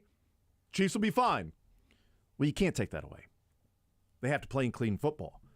Will they do that? We'll see. I think the Chiefs are the better team, but are you the better team if you're not playing clean football? And what does clean football even mean? Because it doesn't mean immaculate. Right, yeah. They didn't play immaculate football against the Dolphins. Mm-hmm. They played pretty clean football, and again, like the Jawan Taylor block in the back that took a touchdown off the board didn't kill you. Here's Andy. Cam Jones will not practice today. Nadi won't practice today. Everybody else will be out there. Sky will return to practice. Tony will be out there, and Ross will be out there. So, look for the challenge of playing the Bills. We obviously know they're a good football team and very well coached. Sean does a great job with them, and Joe Brady's taken over the offensive side. I believe our game was the first game that he did it, and he's continued to do a nice job there with the offense. So, again, with that time here. Andy, a lot of your defensive success this year has been because of continuity, but obviously Edwards, Tranquil, and Amenahue have made a big difference. I wonder if you could just elaborate on that and how they helped. Yeah, they both have played well for us, and continue to play well for us. So that, but obviously with Bolton going down, Drew stepped in and from the front side to the back side and did a great job. And then Charles, mixing him in there with that D line, I think has been a nice addition. Hat goes off to Brett for the job that he did bringing those guys in here. So his insight was spot on. Sorry, I meant to mention Edwards also, just that Yeah. I mean, in terms of also Yeah, buying sure. him down and Yeah, no, he's a heck of a football player, and really that's what he is. You're going to look at him, and you're not going to say he's the fastest guy, the biggest guy, the strongest guy, or any of that. He just knows how to play the game. He's got great instincts. Smart kid. So tough. Coach Reed, you talked about Drew Tranquil. He didn't play when y'all played here earlier in the season. Having him back, especially maybe spying Josh Allen or keying on Allen, how big would that be for you? Yeah, the more we have, the better, right? So yeah, no, he could help us. I'm not saying that's what we're doing with him, but he could help us, all the way through all the different looks. Yeah. Yeah, go ahead. One of the big themes, nationally is the Patrick's never played in a road playoff game. A lot of people, just wanted to see it. It's a testament, obviously, to the success you guys have had, but also, is that something that he uses as motivation? Does he hear that? Is he aware of those kind of things? Is it a chip on his shoulder? Yeah, I haven't talked to him about that, so I mean, might be, might not. I know he's looking forward to playing, and he gets fired up for every game, and that's a great venue up there. So you can't get fired up for that, or you get fired up, right? But he's always ready and excited. But I don't know if he's heard all that. I mean, I don't think he listens to much of that stuff. Following up on that, Patrick threw so well despite those conditions last weekend. His body language was so positive during the whole game. You work with a lot of quarterbacks. What is it about Patrick's preparation, approach, mindset in the postseason that helps him play some of his best football? Yeah, I tell you all the way around, his preparation is phenomenal. His attitude is phenomenal. His compete is phenomenal. So you love all of that, and we're lucky to have him here. That's for the city and for the organization here. So he's a heck of a football player. He's such a well-rounded, good person that he's great in the locker room. Very hard for a guy like that to have the respect of the team and the organization, and kind of be able to fall into both areas and be comfortable with both areas without getting labeled whatever, a schmooze, right? So, but he handles both so well. And it's a great characteristic to have for him. Yeah. Andy, obviously Patrick's not the fastest quarterback in the world, but what makes him so effective as a scrambler? Yeah, I've been around two guys like that, him and Brett Favre. Neither one time great on the clock, but people have a hard time getting to them, catching them, and all that bit. So I guess he's got field speed. I'm not sure there is such a thing, but he runs well on the field. Andy, Kadarius Toney, was he at all close to playing last week? And what's your optimism he can play on Sunday? Yeah, we'll see. We'll just see. I'm with Ross. And I'm just taking it day by day. See what they can do, and we'll go from there. But I'm hoping that they're feeling better. That's the main thing. Coach, after the game the other night, Hershey talked about how he's got a better understanding of the rules, like when to change the route. How much have you seen him grow in that capacity, and how much has it made you involve him more and more? Yeah, every week he's gotten a little bit better, and he's got a great relationship with Pat, and they talk through things. MVS has been phenomenal for him, just sharing his knowledge and experience. So it's he's all ears. He wants to be great, and he's willing to work at it. He's willing to listen, which a lot of guys just turn the veterans off, but he wants to absorb all of that and take it in. Generally speaking, how uncommon is that for a rookie in what you teach in the offense and speed?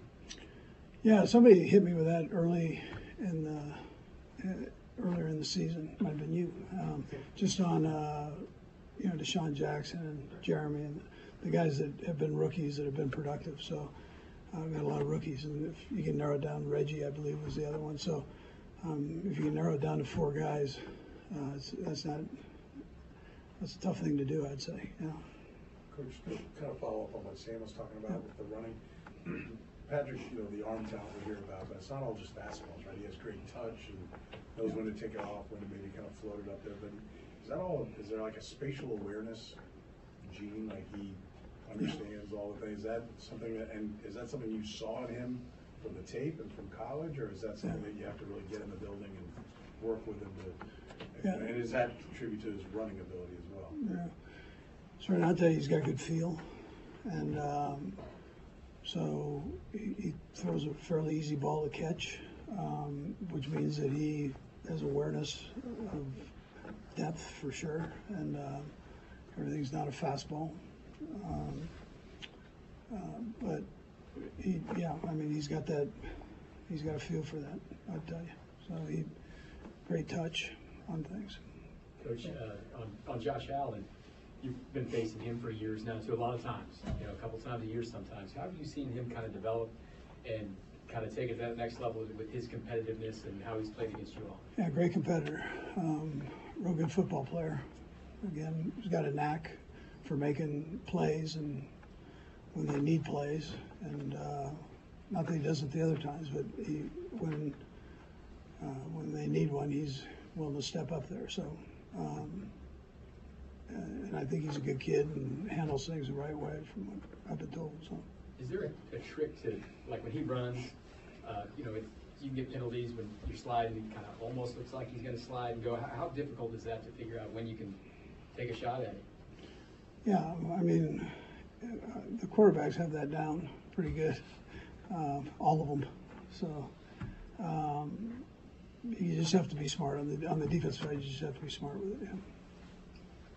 Coach, this will be the 3rd time you played this Bills team in the playoffs for a short amount of years. How difficult is it, preparing for a team that you play them in the playoffs and play them in the regular season, that you know each other so well? Yeah, we've played them quite a few times. They're well coached, good football team.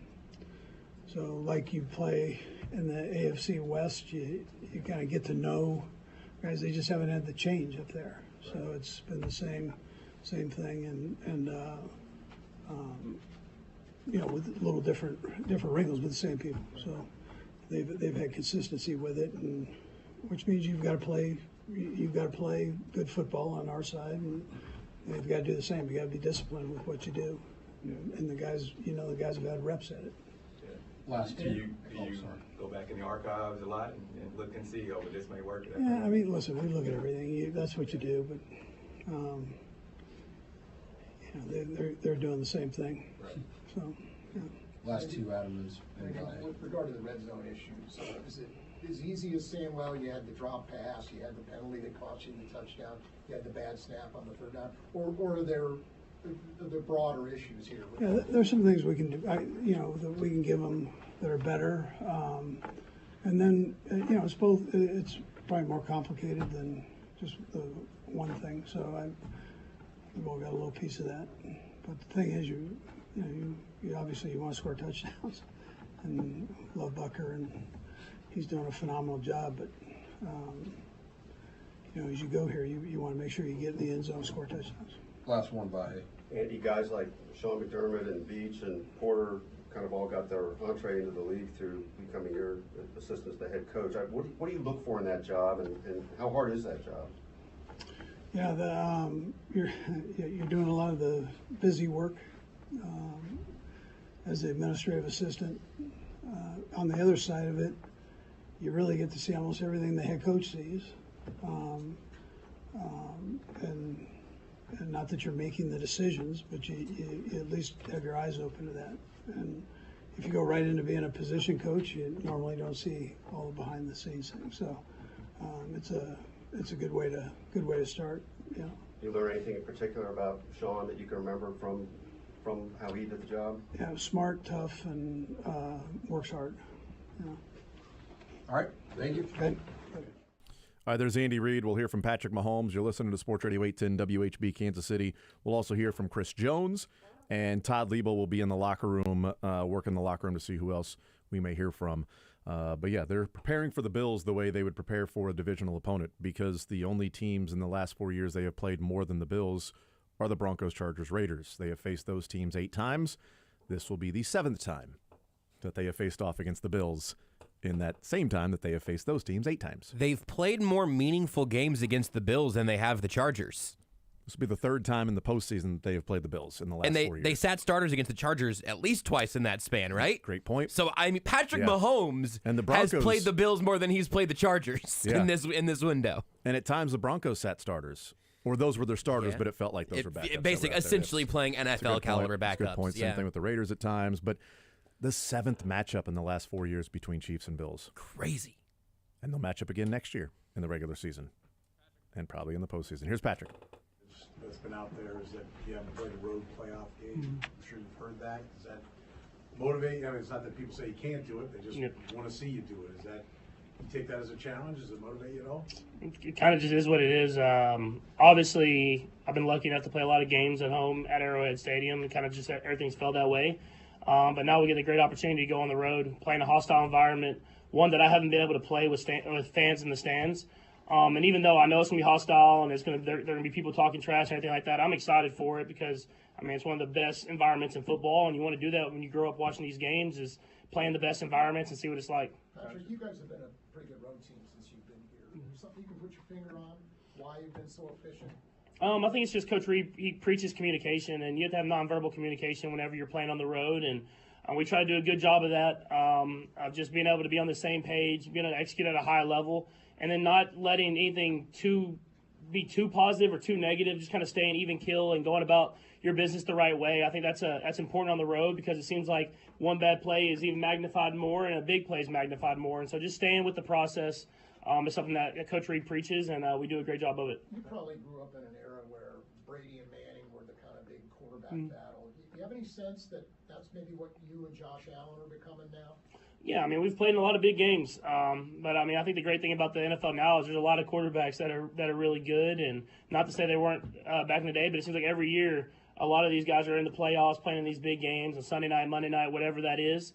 And so I'm excited for the challenge. I mean, I grew up watching those games and remember how much memories I have from that, and so hopefully we can play in these great games as well and give memories to the kids that come up behind us. Patrick, similarly to first road game, you guys are statistically an underdog on Sunday. I know that's probably not something you think about, but what do you think about going into a game as a technical underdog?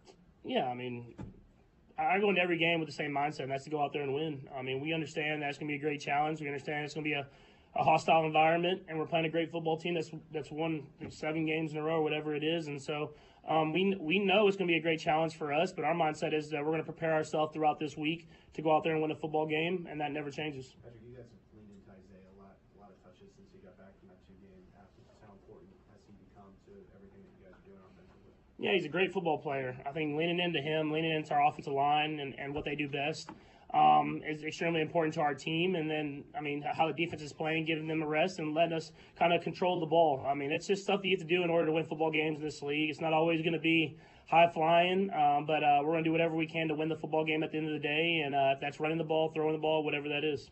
You and Josh seem like you have a good relationship off the field too, and obviously we've seen the golf matches and everything. How does that play into this week? I mean, that relationship and your feelings, for him as just a friend.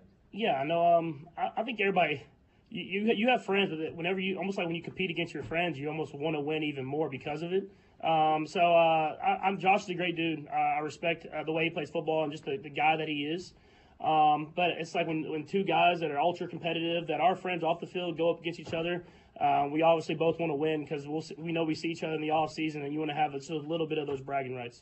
Patrick, on that, you have a chance to end this season 3 out of the last 4 years, and I heard you say earlier you kind of accept the villain role now. You're in that role again. So just on that, ending the Bills season 3 out of 4 years. Yeah, I mean, the Bills are a great challenge. I think everybody understands that.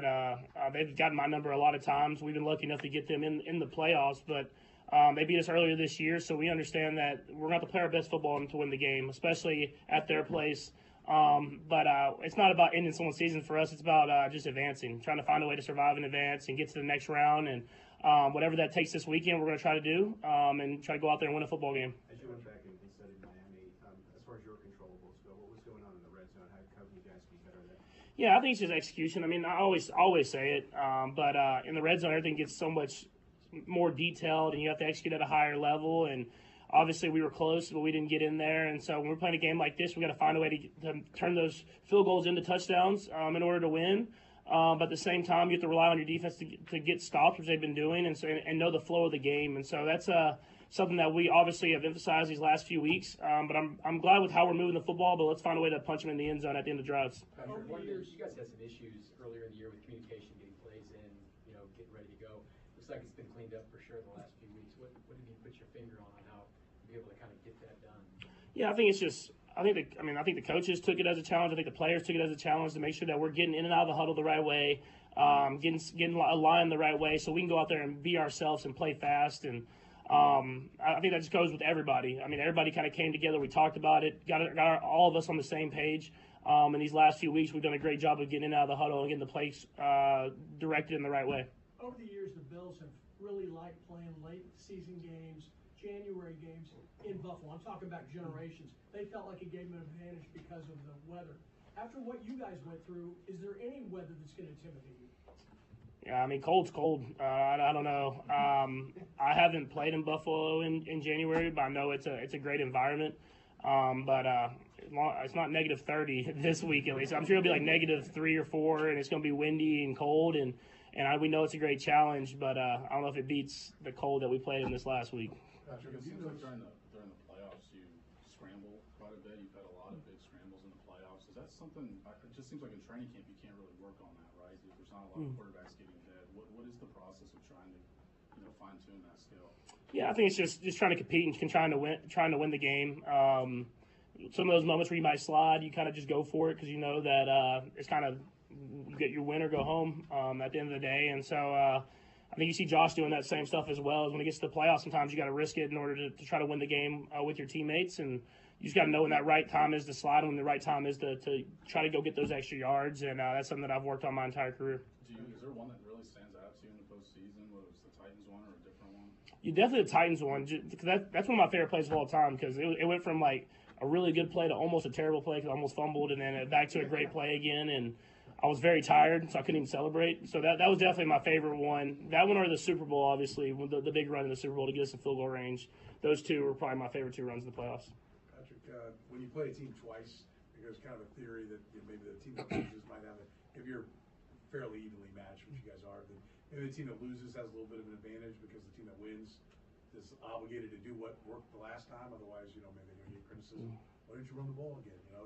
You notice that there's an advantage one way or the other, being the team that won the first one or lost the first one? I haven't. I mean, it's we've played here twice, but we've played here it seems like 100 times over the last 5 years. So it's a little bit of doing the same stuff and doing different stuff, and you want to do what you're best at, but you want to trick the defense a little bit, kind of, and same for them, both sides. And so at the end of the day, you change it up a little bit. You go out there, try to do your best stuff, and they know you, you know them, and see who wins that day.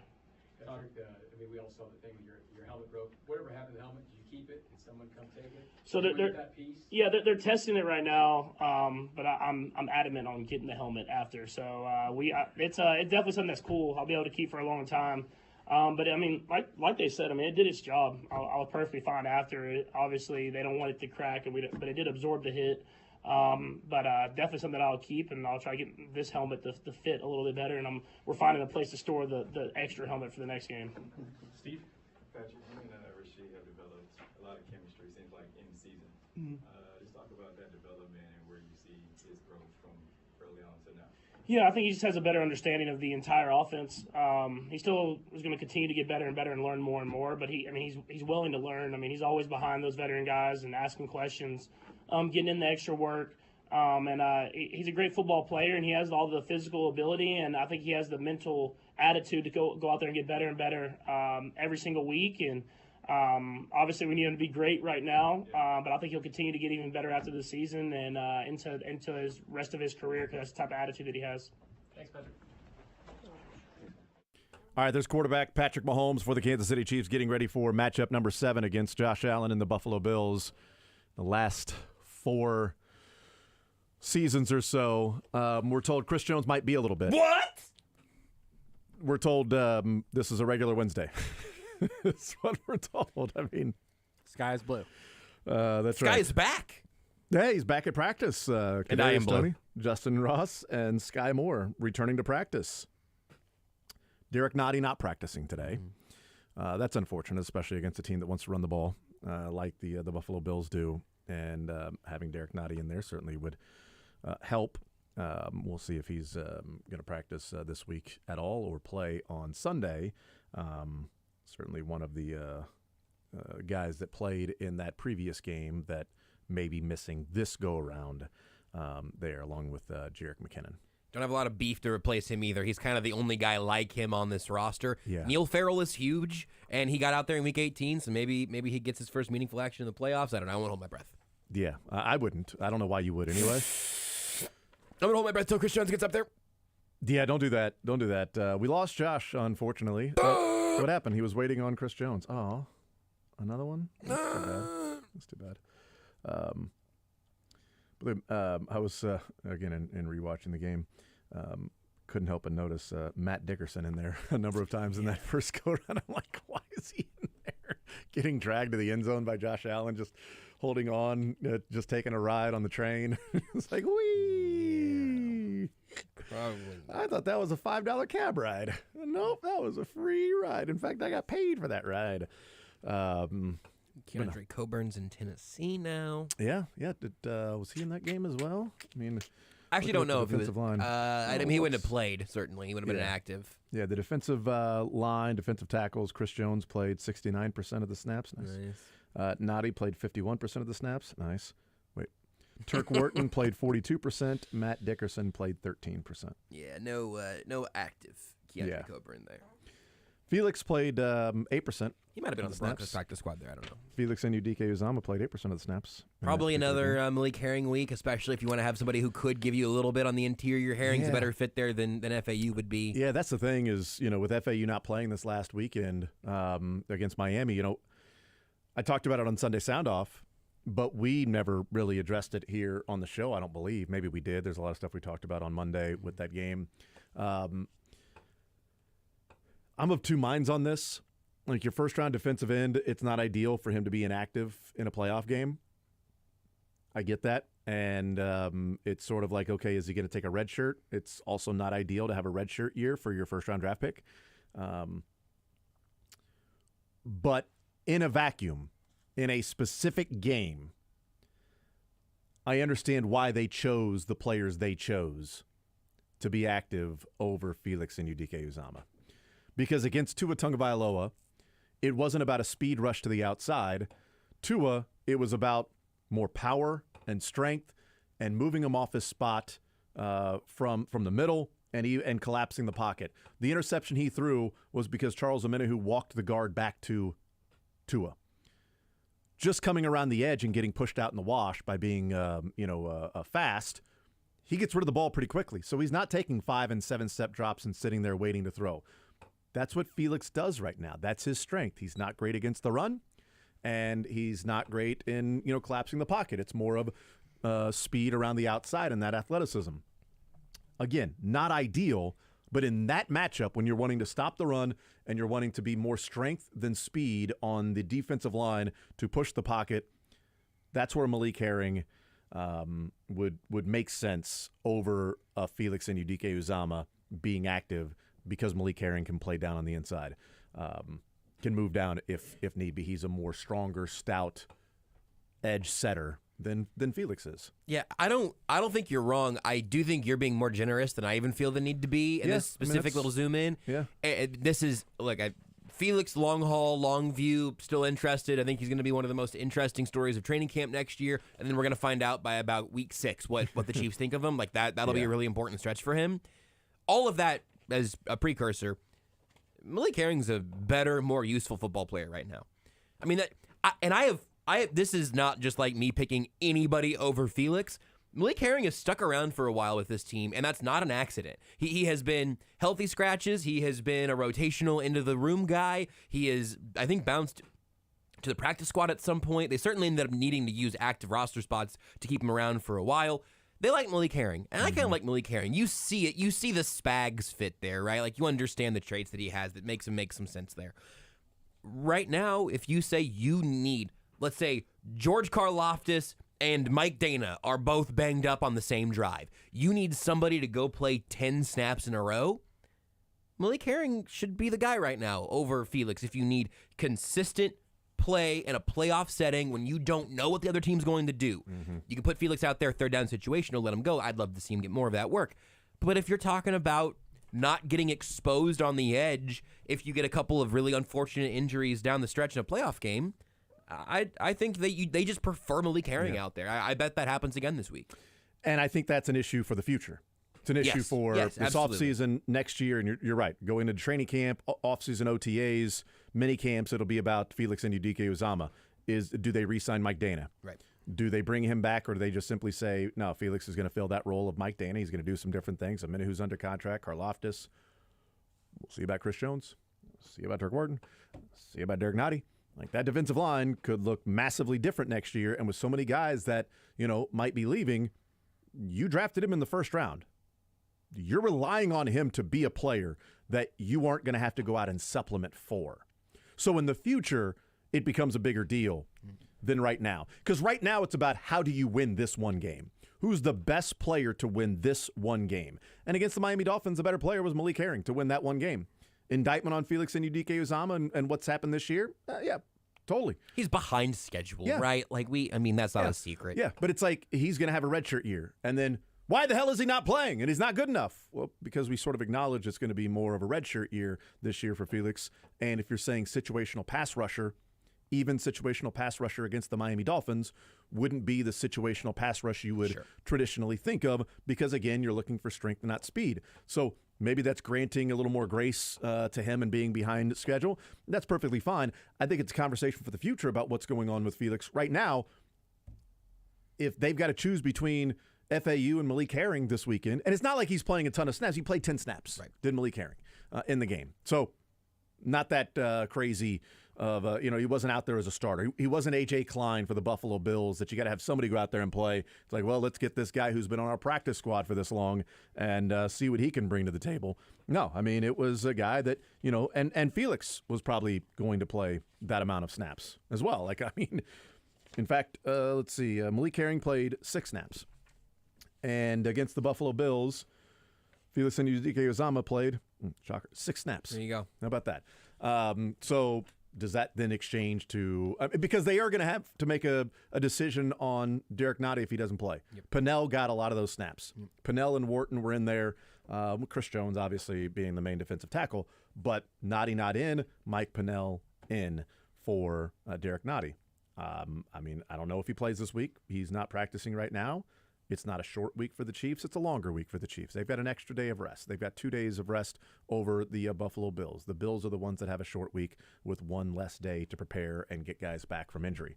We'll find out. But the FAU thing, I'm guessing he's not active this weekend for Malik Herring. And that is a conversation in the offseason. And maybe that starts on Monday. Hopefully it doesn't, but maybe it does. And maybe that starts February 12th or 13th.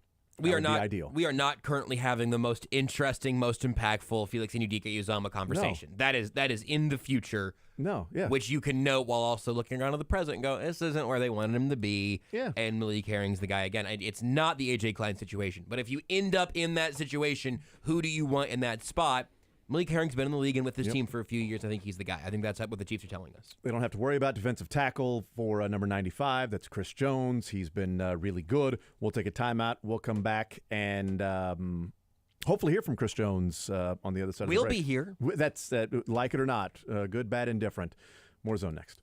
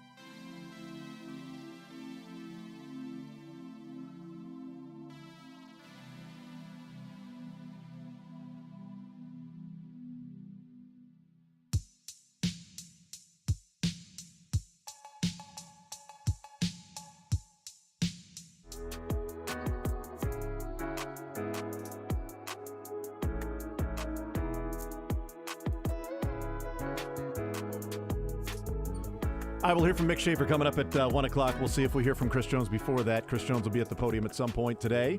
Heard from Andy Reid, heard from Patrick Mahomes. Todd Lebo working the locker room right now, so we'll see who else we will hear from as the Chiefs get ready for the Buffalo Bills. And yes, Patrick Mahomes talking about, he's played in Buffalo, but he hasn't played in Buffalo in January. He also hasn't played in Buffalo with fans that are there. Harold Kuntz took a picture or tweeted out a picture of a zoomed out view of the game going on, and then the stands being empty. You know, the last time they went there and played in Buffalo was the pandemic year where no fans were in attendance. So the fans in Buffalo have literally never seen Patrick Mahomes play in person. That's wild. And they will get a chance to do that. This is the 7th time they've played, and it's the 2nd time it will be in Buffalo, and the first time with fans. So Patrick Mahomes has never played a road playoff game. It's a true story. And also, there'll be fans in attendance there in Buffalo. So these are two things he's never done before. Go to Buffalo with fans and also play on the road in the playoffs. So those things will no longer be true after the game on Sunday. And hopefully next weekend or next week, we're hearing from Patrick Mahomes at the podium talking about, you won that game on the road, and now you get to return home for the 6th straight AFC Championship game. I believe it was Pete Brisco picked the Houston Texans to go to Baltimore and win outright. The Ravens have had their playoff issues, and the Texans have some team of destiny kind of vibes. Yeah. So, sure, I'd take it. Yeah, he talked a couple things in there. Josh Allen and being friends with Josh Allen, and I thought that was interesting. When you're friends with somebody, you want to win even more. Yep, I wrote that one down. I like that idea. Yeah, and there's been that. I mean, Josh Allen has been on the wrong side of those in the playoffs. Yep, he was on the right side of the regular season last couple of years in the regular season, last 3 years in the regular season actually, 21, 22, and 23. Regular season games. Those are the 3 wins for Josh Allen, the 3 wins for Patrick Mahomes, 2 in the playoffs and 1 there in 2020 in Buffalo when nobody was in attendance. So they've technically split the 6 games. Yeah. But there's no way that you would feel like this matchup has been even because of the 0-2 playoff for the Bills. An AFC Championship game where the Buffalo Bills are on the cusp of going to the Super Bowl. Chiefs get back to the Super Bowl for a 2nd consecutive year. And then in a year that was a build up to this is the Buffalo Bills year. And they haven't had the Josh Allen contract kick in yet. They've sort of built to this in a rookie contract for your quarterback, and they go and take the lead with 13 seconds left. and the Chiefs somehow come out with a victory in that game. And the Bills have gone backwards since then. Yep. And then this year, they've found a way to turn it on. Patrick Mahomes said they've won 7 in a row. God, I hope not. They've won 6 in a row. So let's hope that that's where the winning streak ends for the Buffalo Bills, is 6 straight games. They lost one of them, so it felt like it was a double. That game counted for 2, essentially, is what Mahomes is saying. Is that right? The 2 against the Chiefs. That game, actually, the Chiefs lost and the Bills won, so that's what he was doubling. Yeah, so the Bills have won 6 straight games. Their last loss came in overtime against the Eagles when they went into the bye week. Andy Reid said that Joe Brady, this is the first time they faced off against the Bills, was his first game. It was his 3rd game, but I do wonder if they approached it like his first game, considering, like we said, after that Denver Broncos game on November 13th, it was a Monday, they fire Ken Dorsey on Tuesday, because they played a Monday night game on Tuesday, and then on Wednesday, Joe Brady takes over, and he's got a game that weekend against the Jets. And then a game right after that against Philadelphia, then a bye week. How much do you institute new things over those couple of weeks when it's sort of rushed, and hey, now you're going? So I do think there's a decent chance where you're like, Andy Reid might be like, well, what we're seeing now is what we saw against us, but we didn't see that before, so maybe he's thinking in his mind, well, that was the first game that he was an offensive coordinator, right? In that game? Which would make sense that might have been the first game of what the new Buffalo Bills have looked like. And it wasn't anything special. No, that's something I think has gotten overblown, too. I mean, there have been some things that have changed, but also like some of Josh Allen's crushing turnovers have come at less impactful times or have not come quite as often. I mean, I don't know what we're doing here. He only had one in that game, and there was Shamari Connor cutting in front of a receiver. And by the way, that set up a touchdown drive for the Chiefs. So that was pretty big. Chiefs 2 turnovers were just as or more impactful. They were more impactful when you look at expected points added and win probability percentage. The 2 biggest plays in that game the first go-around was the Patrick Mahomes interception on the opening drive, the Buffalo 30-yard line, 2nd down and 5. You would average 6 yards per play going down the field, and then that happens. And you get into the here we go again problem. And then the Rashee Rice fumble. Down 17-14, you just scored a touchdown, you get the ball right back. The defense is doing what they're doing, keeping you in the game, giving you the ball again, time and time and time and time again. They held that Buffalo Bills team to 2 field goal drives after they put 14 points on the board. Up 14-0, and the rest of the game they gave up 2 field goal drives. They did their job and then some on that night. They gave up 1 touchdown drive that was a legitimate long touchdown drive. It was the Bills starting at their own 25-yard line, when scored a touchdown. Their other touchdown drive, they started at midfield. Not great, holding to a field goal. They had the miscommunication. They had the coverage bust with James Cook, the 25-yard touchdown. Hopefully that's different because that was Mike Edwards' first game as a starter. And that was early in the game, first quarter, so maybe that's a miscommunication that won't happen this go-around. But the things that plagued the Chiefs in that Bills game as to why they lost are the things that have been plaguing this team all year as to why they have been losing. So it is not they were so out of character in that Bills game, you can't think that's going to happen again for the Chiefs to go and lose this game against the Bills. No, I'm guessing if the Chiefs lose the game to the Bills, it's because of those things. Yes. Because I do think the Chiefs are the better team. But they're on the road, and they have shot themselves in the foot time and time again. And I know we've said, with Joe Brady, maybe it's a little different in putting everything into the arms of Josh Allen and taking some things off of his plate. I mean, he turned the ball over, or not he, the Bills turned the ball over 7 times in the last 3 weeks. They won all 3 games. They went to L.A. and won by 2. They turned the ball over 3 times. They played New England at home and they won by 6, where they turned the ball over once, but took the ball away 4 times in that game. They were +3 and won by 6 points against the Patriots. And then they went to Miami and turned the ball over 3 more times. 2 of those in the end zone. Another one when they were in field goal range when Josh Allen fumbled. I mean, that has been the case. He did not turn the ball over against the Pittsburgh Steelers in this game. He wasn't incredibly accurate. He missed a number of open receivers, but he didn't fumble. He didn't turn the ball over. He wasn't under duress via Pro Bowl caliber pass rushers. TJ Watt not being out there, I think would have changed things. And one of the changes that I do think that Joe Brady has made is there are way more designed runs for Josh Allen than there was with Ken Dorsey. Because that was a complaint that a lot of Buffalo Bills fans had is like, look, I know you want to protect him, but that's what makes him great. That's like the Baltimore Ravens never running Lamar Jackson. Like, no, it's part of what makes him great is being able to run the football. And Joe Brady's done that a lot more since he's taken over. And one of the things that I've noticed is the beginning of against Pittsburgh in the wild card round, and then against the Chiefs. So watching the whole game against Pittsburgh on Monday afternoon, and then rewatching the Chiefs game with the Bills. The designed runs seem to be more predominant in the first and fourth quarter. So the first quarter, here's what we're doing. We're setting some things up. Now we're going to design run, and I'm not talking about quarterback sneaks. But design run with Josh Allen. Okay, he's going to fake the handoff and then follow the running back through the hole.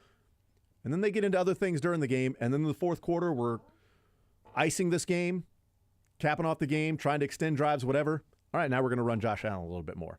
But we're not going to do it the whole game because we're not trying to injure the guy. Right. We're going to start off with what's our best, and then we're going to ice the game with what's our best.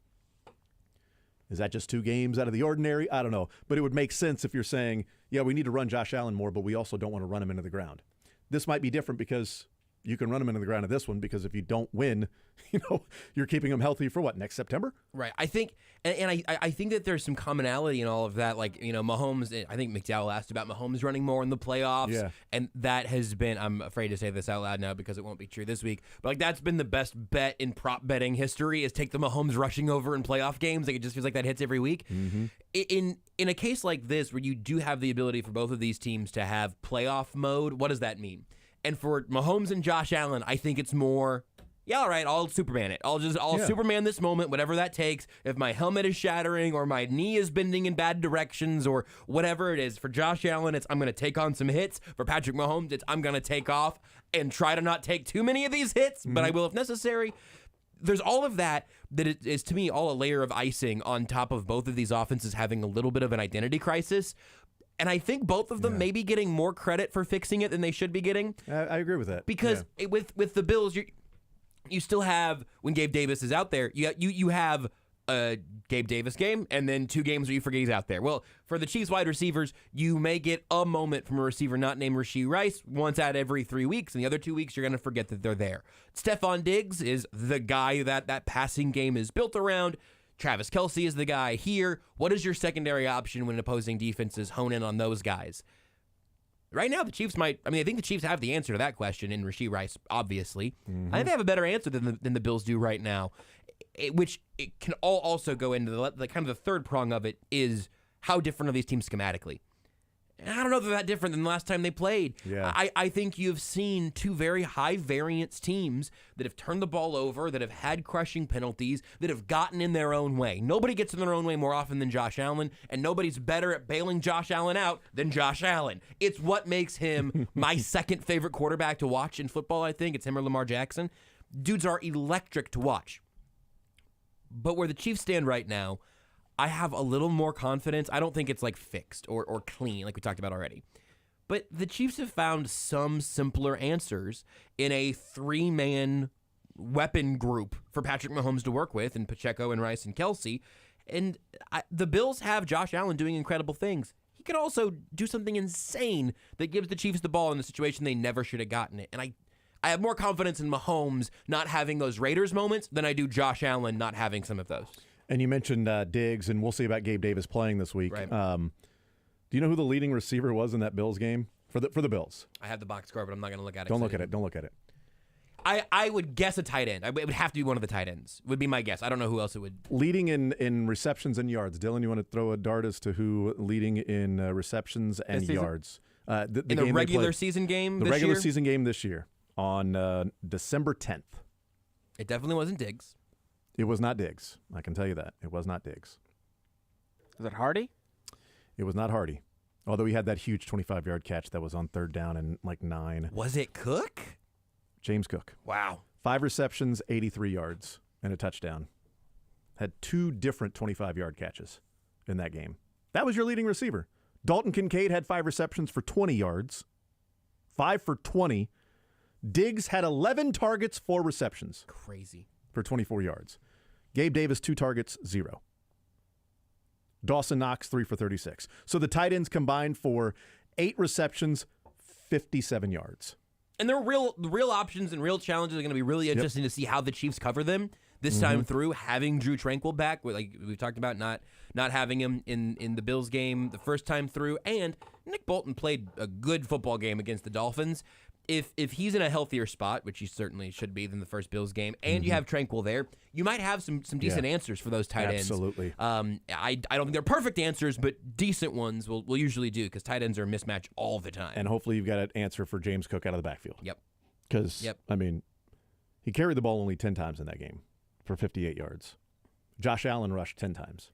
He had a couple quarterback sneaks, but he rushed 10 times in that game for 32 yards. That's 20 carries between James Cook and Josh Allen, but you had 5 targets, 5 receptions, James Cook, and 83 yards. Be a great week to have Brian Cook. They didn't have him last time. Mike Edwards led them in tackles. And Drew Tranquill, it's a good week to have him out there. Yes. He was not out there that time. Brian Cook and Drew Tranquill both missed that game. Brian Cook will miss this game. Drew Tranquill will return. We'll see if that makes a difference or not. Gabe Davis may not be out there, but I also think Shakur should see more targets. I also wonder, and this would be a question for Buffalo Bills, brass and those that cover, that what's been another sort of schematic change is how often Stephon Diggs is getting targets down the line of scrimmage. Yeah. Or within like a couple of yards of the line of scrimmage. Like that's been like that's how he's getting the ball. They're treating him like Rashee Rice a little bit. Yeah, that's how he's getting the ball. Throwing Diggs. Down the line of scrimmage, throwing little outs, little curls. The deeper passes aren't necessarily there the way that they have been the way you think of Stephon Diggs in years past. We'll take a timeout. We'll come back, continue rolling. More Zone next.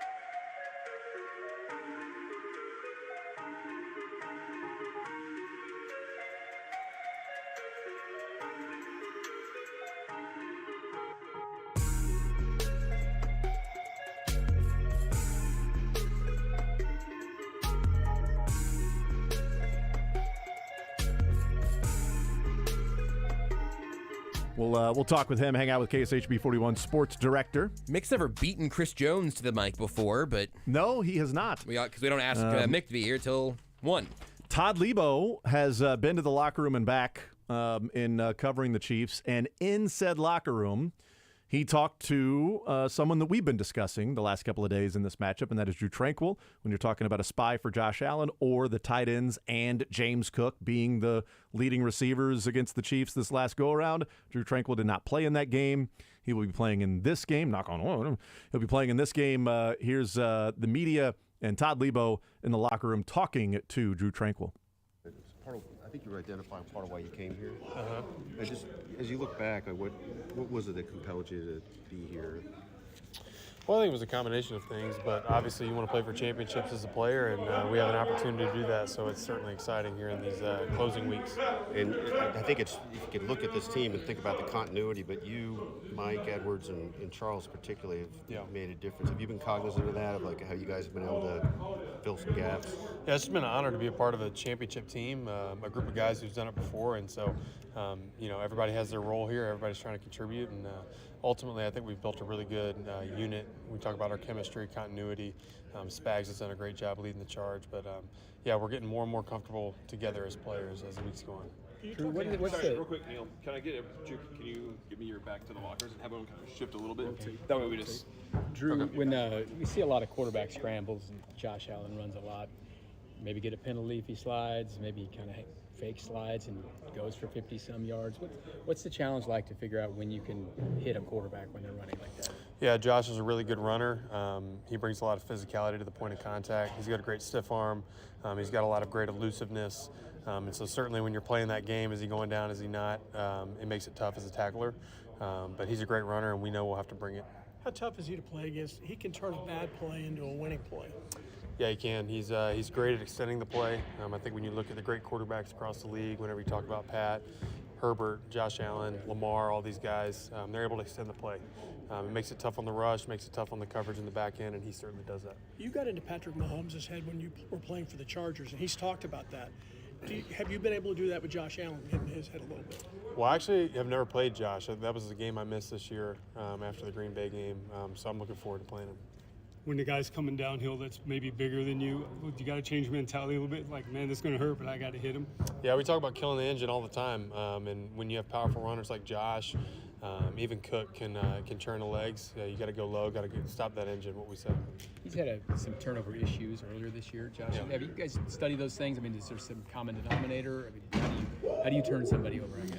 I think whenever you have a guy trying to make plays, like he's going to sometimes force the ball downfield and trust his guys to make a play. And when he does that, we got to believe in ourselves that we're going to come up with the ball. And, there's been instances of that, and there's been instances where his guys have made plays. So those 50-50 balls in the deep part of the field, when he's in the pocket and is using that stiff arm and the ball's loose, we got to take advantage of those and try to get the ball away from him. You came here for, obviously, a chance to win a championship. What was it like being on the field with this team in a playoff setting for the first time? What did you learn about yourself, the group, and maybe Miss Bags? Yeah, it was a special game for many reasons. Obviously, the elements and the weather and how we came together as a team. Felt like it was one of our more complete games as a football team. And so to be there, see our fans sitting there for 3-4 hours in those elements, the energy, the swag surf, all those things that just made it such a fun environment for me and my family, and we're certainly grateful to be a part of it. What is it about Spags when you go from regular season to playoff specific, and especially when it's a rematch? Well, I think this coaching staff's done a great job of keeping our routine the same. That's one thing I respect about Spags and Coach Reed is if you were just a fly on the wall, you wouldn't necessarily know whether it was regular season or playoffs, and I think that's what makes a champion, right? Consistency. But Spags has certain points that he brings up. He said, hey, it's playoff football, you got to tackle. You got to tackle really well.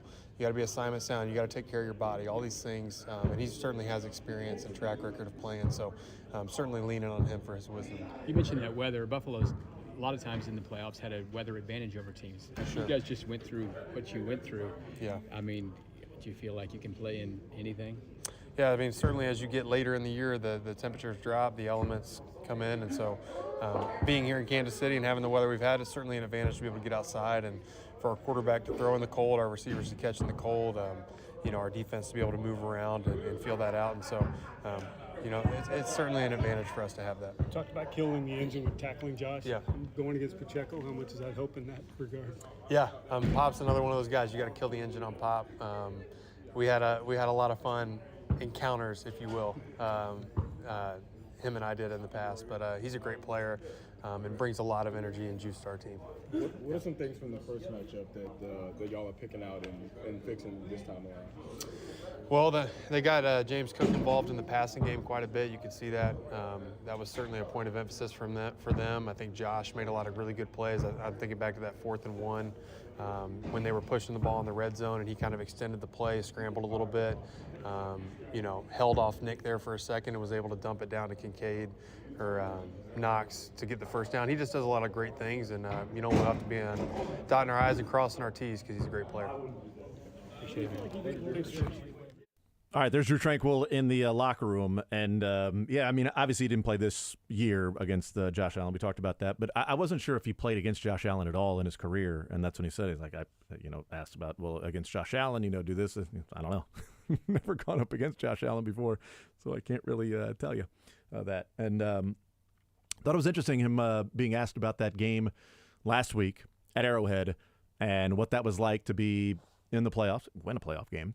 And he said, just overall, it was just special game, whether it was the weather or he said played maybe the best game, family there, swag surf. Donna Kelsey swag surfing. Telling you, it's the rallying cry. Bills got to play swag surf there, and you think they're going to do that? I don't. I think they're gonna stay clear. I think you have to. You can't risk Willie Gay getting even more amped. What if the DJ there in Buffalo, not even aware of that, and just randomly is like at a timeout, the Bills offense is out there, and it's like all of a sudden they just play swag surfing. And No! Change it. Change it to something else completely. Okay, hold on. I got some. Yeah, hold on. Friends in low places. No! All right, okay, hold on. Sorry. Shake it off. Shake it. God, come on, man. All right, one try.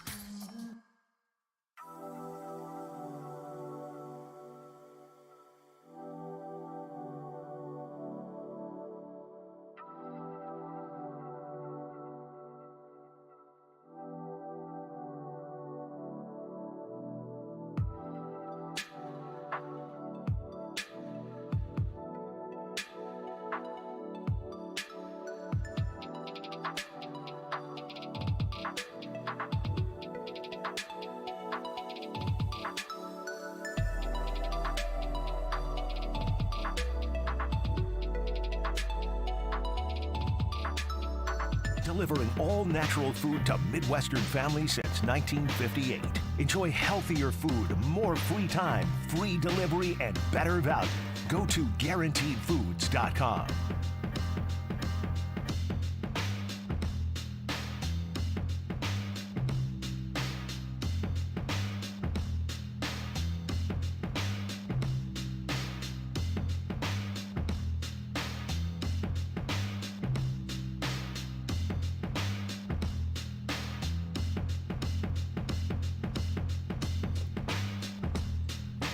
All right, welcome back here in the zone right here on Sports Radio 810 WHB. Jason Anderson with you, Josh Brisco, Dylan Michaels, Mick Schaefer hanging out with us on this Wednesday edition of the show. This very lovely, warm, sunbathing-esque Wednesday edition of the show.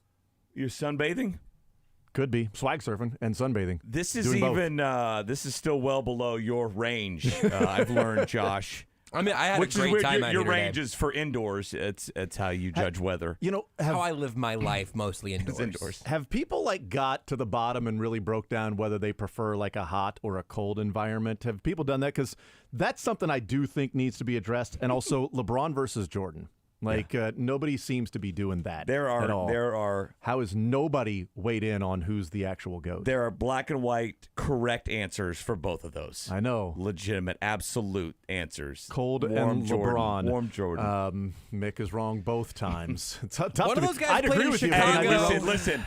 I'll meet you halfway. I'll give you LeBron if I could just have the warmth, okay? Oh, that's fine. That's Okay, you're good? Warmth is just an opinion. LeBron's a fact. Is Chris Jones there? Hello?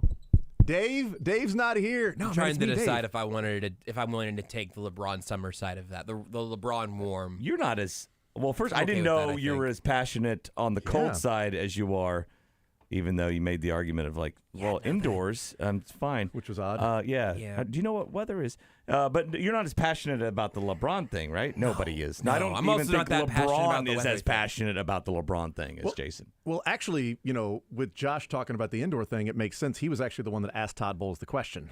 Yeah, that was on me. Disguise your voice. Yeah. The only weather thing I playing didn't like indoors? about that was that that didn't happen on Sunday, and I could use that. We would all use it for our funniest. It would have been the funniest. Instead, we played. I don't know if you guys heard the Ride the D.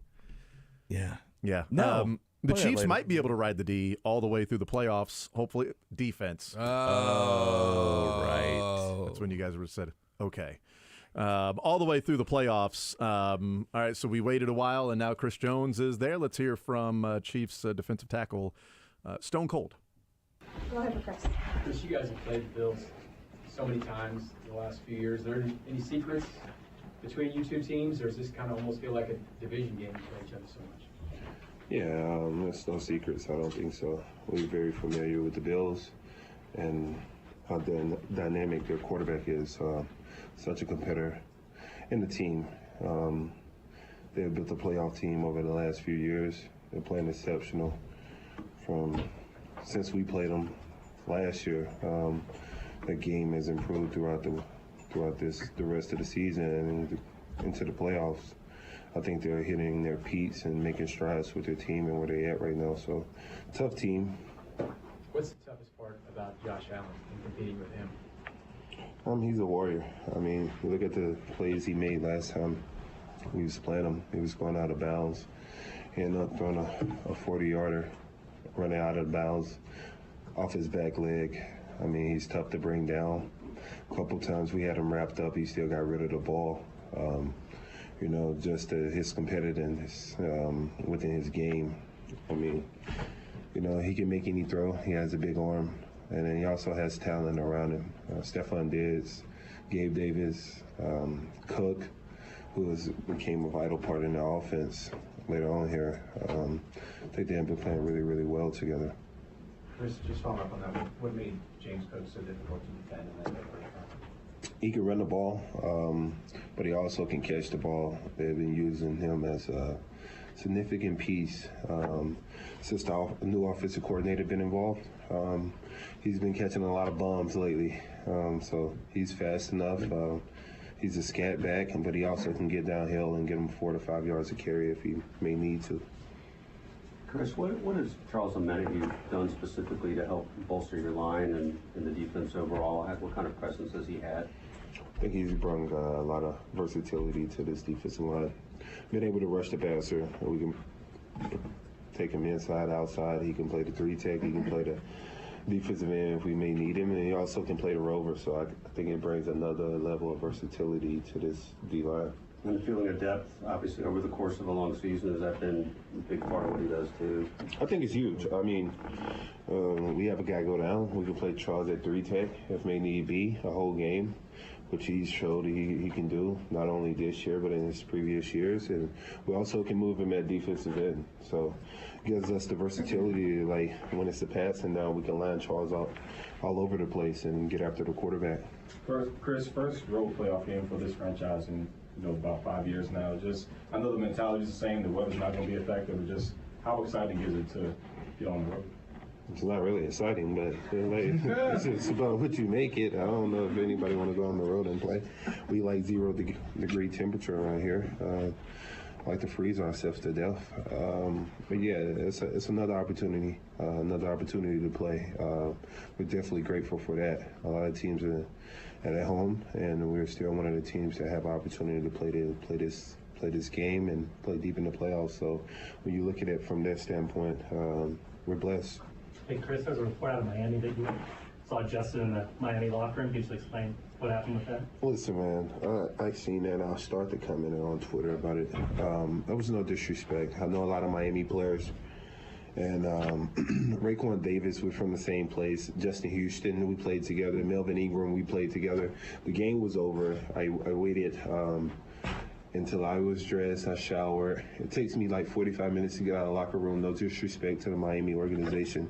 I figured everyone was gone, and Justin Houston was still there, and Thelma was going there. And I want to say my truce. No disrespect to the organization of the Dolphins or anything like that. I can understand how players took it disrespectful, but most of the players wasn't there. And the guys that was there are the guys I knew, Raekwon, Melvin Ingram, Justin Houston. Anybody else? Chris, what did you learn? I mean, it's going to be cold in Buffalo. I don't think it's going to be as cold as it was here. What did you learn about getting through that game? You learn any new stuff about some equipment, some gear, anything like that to deal with cold weather? I think it's more so of a mental thing. You got to be mentally tough. We understand it's going to be cold. We can't fight the cold. We're fighting individuals. So I heard Buffalo will be 20 degrees, so I'm excited about that. It'll be a little warmer than it was here in KC, but yeah, looking forward to it. It's another opportunity to play. You guys haven't played up there with fans since you've been in the league. You guys did play a game up there with no fans in the stands, right? No, we played up there 3 years ago. We had fans. Yeah. What do you remember about their fan base and kind of like the rabidness of them? It was fun. It was fun. You know, it's going to be a different type of level of energy in the building. I think, you know, for Buffalo, in the playoffs, and this is an important game, a wild card game, right? So I think it'll be a different type of energy from the fan base, especially for them and the Chiefs coming in. Last time we met in the playoffs, we beat them. So I know it's a lot of revenge tour going on there. A lot of tables going to be lit on fire, smash on the tables. Should be electric. Chris, what do you just think about the difference in the path this year, requiring you to go on the road? You guys are technically an underdog in this game. I mean, what do you think about just the different path? Great. It's fun. Good. Look at it as an opportunity, another opportunity to show what we worked. Should be fun. Go ahead, Neil. Chris, you've referenced how exciting it is to play in the playoffs. Do you have friends who've never been able, good players, who've never been able to play in the postseason? And do you guys take it for granted maybe how neat it is to play? Well, I think you can look at it two ways, like the perception of it. You got great guys who haven't played in the playoffs. And, you know, when you come to an organization that's built off of going to the playoff, it's kind of expected, right? So you go in with the off season with the mentality of what can I do to change to get deeper in the playoff, and instead of going to let's make the playoff. It's a different type of perception put on it, especially with this organization. Coach Reed and all the great coaches we have in here, I think it's not a doubt in our mind that, you know, we play for the extension of the playoff. Last one, Pete. Chris, just especially considering you missed that first game, how pleased were you to be named first team All-Pro for the second straight year? I give a credit to my coaches, man. Joe Cullen, Terry Braden, the commitment those guys forces out of me. The players in the room push me beyond measures. I think a leader can be a leader without great teammates. You know, it takes an army to be great, and then those guys push the best out of me each and every day to get the best out of me. And you know, I don't think I can accomplish something like that of that measure without having great teammates and guys who push the best out of me day in and day out. You know, he is a couple wins away from getting another $1 million bonus. First team All-Pro and a Super Bowl appearance gives him $1 million bonus. Defensive Player of the Year and Super Bowl win was a $2 million bonus. That ain't happening. But first team All-Pro, check. All you got to do is get 2 more wins for another check of $1 million. So there you go. I think the Chiefs should win 2 more games. I think he should do what he can to help win those 2 more games. He should play hard all game. You know what I'd like to see him do? What? I'd like to see him win 3 more games. Yeah, if I had my druthers, I'd choose You'd take a 3 3 over 2. I'd take 3 more games for this Chiefs team. 3 more wins. Yeah, I would definitely do that. Yeah. That's just the diehard sports fan in you, right? That's just, I mean, right. You study, you do your research, you know That's so right. much. The analytics say win 3 more games to win the Super Bowl. That's what analytics say. And they talk a lot. Because during games, I hear all the time going, analytics say go for this. Mm-hmm. Like, I just want there to be like an AI bot next to Romo going, go for it. They should go for it here. It still confused people. This is a spot to kick that field goal. Is that does Fox still have the robot? They do. They've stuck Is with that it. his voice? Makes me so happy. No, he sounds like this. He's a robot. I don't think we've heard him speak before, but it's they stuck with him so long. I feel if they would have gone away from him for like 15 years, then brought him back, then it's retro at that point. At this point, we're still making fun of it. It's like this is like 1993 technology you still have out there. But if they had gone away from it, I would appreciate it. Now I just make fun of it. Just the same thing. You just press the button. It goes, I say go for it. What should I do here? I say go for it. Punt. Punt. You should go for it too. Punt. Go for it. Tush push. Go for it. Do the tush push. Do you say anything else? Go for it. Doesn't I'm just here to make Mike Florio mad. If it's true on the tush push, if Jason Kelsey really did the FML before each one, wouldn't that give it away? Well, and if so, does that make it even more impressive? They knew it was coming. I think the formation kind of every gives time. It away. Just the team, just the quarterback. Give it away. I think the distance of not necessarily the down, but the distance sort of gives it away. What was the tweet that his last ever tush push? I think it was Kaylin Kaler who joined us last week who tweeted that she couldn't sleep last night because she realized that Jason Kelsey's final tush push was an unsuccessful tush push. Yeah, but it should have been a face mask. Maybe he should come back. Maybe he should return just one more Should have been year. a face mask because the Bucks, was it Devontae David? I can't remember. Was just Somebody tried to behead pulling Jalen Jalen Hurts. Hurts' helmet back. Yeah, like a Lego. Hurts' waist is like at the goal line and his head is back at the 3. And the guy's pulling him back. It's like, I feel like that was right in front of the officials, but maybe I'm wrong. I don't know. The McCole Hardman hold seemed to be right in front of the officials too. So it doesn't really matter if it's in front of them or not. Sometimes behind them helps. I'm not sure. You never know. But yeah, it should have been first and goal from the half-yard line, and then the tush push probably would have worked there. But you're right. That is disappointing. The final ever brotherly shove from Jason Kelsey. The final time he said FML. Do you think there's an impulse for now Travis to call it quits and him and his brother go into the Hall of Fame at the same time? It's not going to happen. It's weird because you don't think Kelsey's a Hall of Famer? Which one? Yeah, that's Which right. one? It's going to take a while for Travis to I get don't think Travis is going to be able to earn his Hall of Fame bus until he has 3 rings. I think he's got to keep playing until he gets at least 3. But Jason only needed the 1? Yeah, he's fine. He's a center. Yeah, I could see it the other way, too, of like Travis would be like, no, that's your day. This is going to be your day, right? It's all about you. I'm going to have my day. This one's all about you. Yeah. They've done a ton of the cool first or only brothers to many, many times. I do think there is something to like, hey, man, I'm certainly not going to cut my career short by a year or 2 or 3 so I can or 5 or 6 so I can take half of the coverage. Also, Travis in the Hall of Fame, Taylor Swift adjacent or not in 5 years. Travis Kelce being inducted to the Hall of Fame is going to be the brighter star of both of them going, I think. And let Jason get in there. I say Jason plays 5 more years and then they go into the Hall of Fame together. That would also be okay. Why doesn't he? Why does Jason have to be selfish? Right.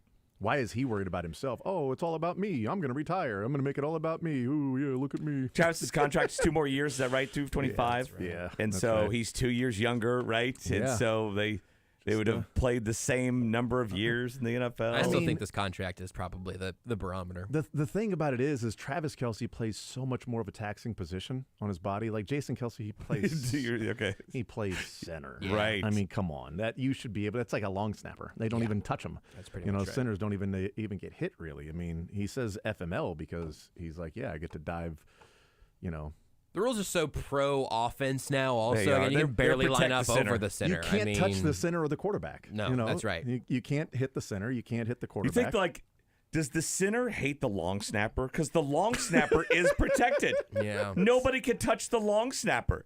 And is the center like, are you kidding me? Really? The center runs off the field. The long snapper runs on the field. You got this? Center's You okay? getting- Couldn't help but notice that clean jersey. You guys ever see Grunny and Kendall walking up and down these halls at the Not same together. time? Because I Great haven't point. seen Not them together. together. We might have to try to make this happen. Center's the end of the protection a lot of times, just getting ear-holed every other play. So, like, And Casey Wigman and you can't Kendall touch the long Gammon snapper. hated each other. I have to imagine. It's a well-known fact. Beef. They hated each other. Couldn't stand each other. You know what they are both good at though? What? Putting it behind them. Mm-hmm. Kendall would be like, oh, yeah, cool. It's neat how you snap it 3 yards. I don't think you gave that joke enough time, Jason. No, I know. They're good at. They're bending over. Mm-hmm. No. Wait, that one. Hop on that one. No. Okay. Rephrase. Pause. Nope. Not. No. We don't rephrase things around here. Pause. We say things with our chest. You think think all of Creed's snapping issues are behind him? By the definition, I guess they have been. Yeah. Mm-hmm. Yep. Well, he didn't even know they were in front of him. That's because true. He wasn't. What are you talking about? What are you I talking guess about? he could still have more in front of him. Since Todd coming asked up him- this week. Todd asked him last week in the locker room about some of the show. Yeah. What do you mean? You're gonna have to elaborate on them. I'm not sure. I've been hanging out with MBS. We've never made a mistake this year. Nothing's ever been wrong. Like, Who do you think is better at slamming a beer between long snappers and centers? Just generally speaking, positionally? Centers. Yeah. Give me a break. Yeah, I think it's got to be They centers. can hit every play.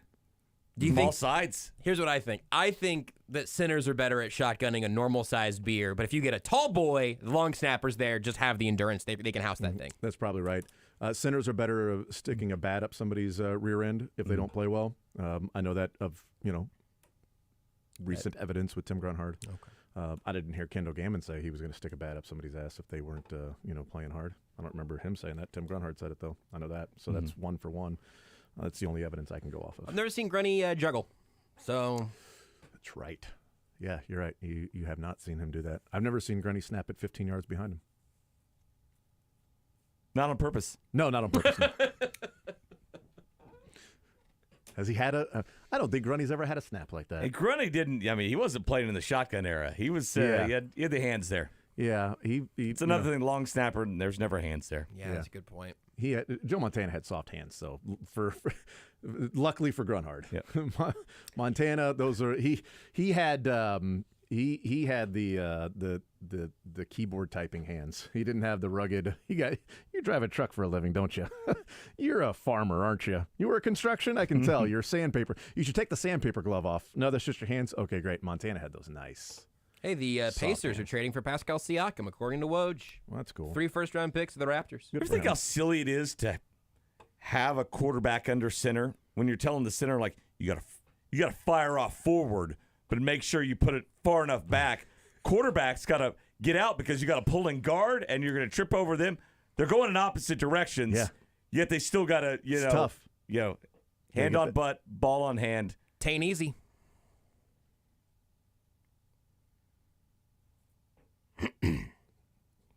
You proud of that one? Less so than the Should be. less so than the previous I one. was going to say, you feel good about that? Is that going on your reel? The behind him one might be. That one probably won't. Yes. Can't even look at you guys. All right, so a New Heights podcast. Travis Kelce talked about the cold weather It was very cold this past weekend, and it was cold in that game. Here's Travis talking about how difficult the weather was and what it was like to play in that environment. It was shocking how cold it was, and it wasn't like because you're in you're by the heaters, you're in the locker room. Then when you go out on the field, it's like the temperature just drops right now, and you feel it in your hands, you feel it in your toes, your face. Like everyone saw Coach Reed's stash. Like I could feel my mustache hardening up. It was shocking how cold it was, and that was probably the first game I'd ever caught myself, like even during a drive, like if I got taken out for a play, like running over to the heaters to like warm up my hands and my like feet to try and get feeling back. Like it was that freaking cold. I know some guys that they use some heat warmers on their hands or in the pockets. Did anyone put them in their shoes? Did people put them in? Yeah, dude, that's when you know it's cold. They also that can backfire, you know? In what way? It can burn you? I'm not going to say who it was, but one of the guys ended up putting double socked it up. Double socked, okay. Foot warmer on top, and then inside the shoe, and then spatted his shoe. Okay. So you got pressure kind of pushing down on it. Ended up getting like himself? 2 golf-sized blisters on the top of his feet. Ooh.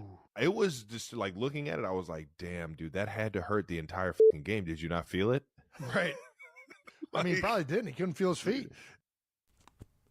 Who was it? That's the question, right? Who's got the golf ball size blisters on the top of their feet? And was it from this game?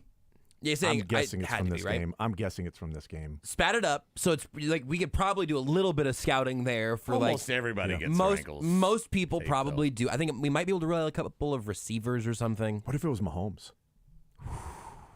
Who would he not put on blast? Yeah. Well, nobody. I don't think he'd put. I mean, the guy's defending Kadarius Toney on taking away one of the greatest plays of Kelsey's life. I mean, I think he'll probably defend you on that. I think if he's really, really close to somebody, he might. If it happened to his brother, he would put him on blast. You know what I mean? Maybe.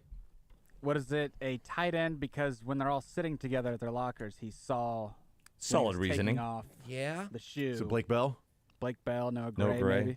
Yeah. Noah Gray's a Dookie. Noah Gray went to Duke. He'd be smarter than that. Blake Bell went to Oklahoma. I mean, come on. It's, but he's used to the weather. Call spade a spade. That weather's not new to Blake Bell. Yeah, maybe a rookie or something like that. No, definitely could be. Rasheed Rice? Rasheed Rice? Was that the injury? Oh no! Oh no! I hope not. Is that why he tripped himself? I need his feet to be okay. Yeah, come on. If anybody's limited in practice with a foot today, we will just run with that. Nobody. Oh, yeah. Okay, so he only mentioned the guys who aren't practicing. Who won't practice. So if we see LP foot.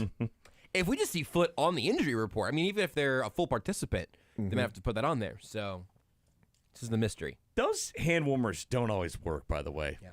Speak from experience. You gotta really shake them, right? Rub them, get them going. Takes a while.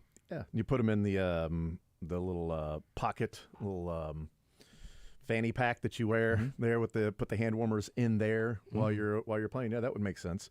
But the reason I would think it's this game is they make those for the feet now, though. That like they stick apparently to your they do. sole. No. Like they're not bottom? the hand warmer. Yeah, they're on the bottom. They stick to your sole on the bottom.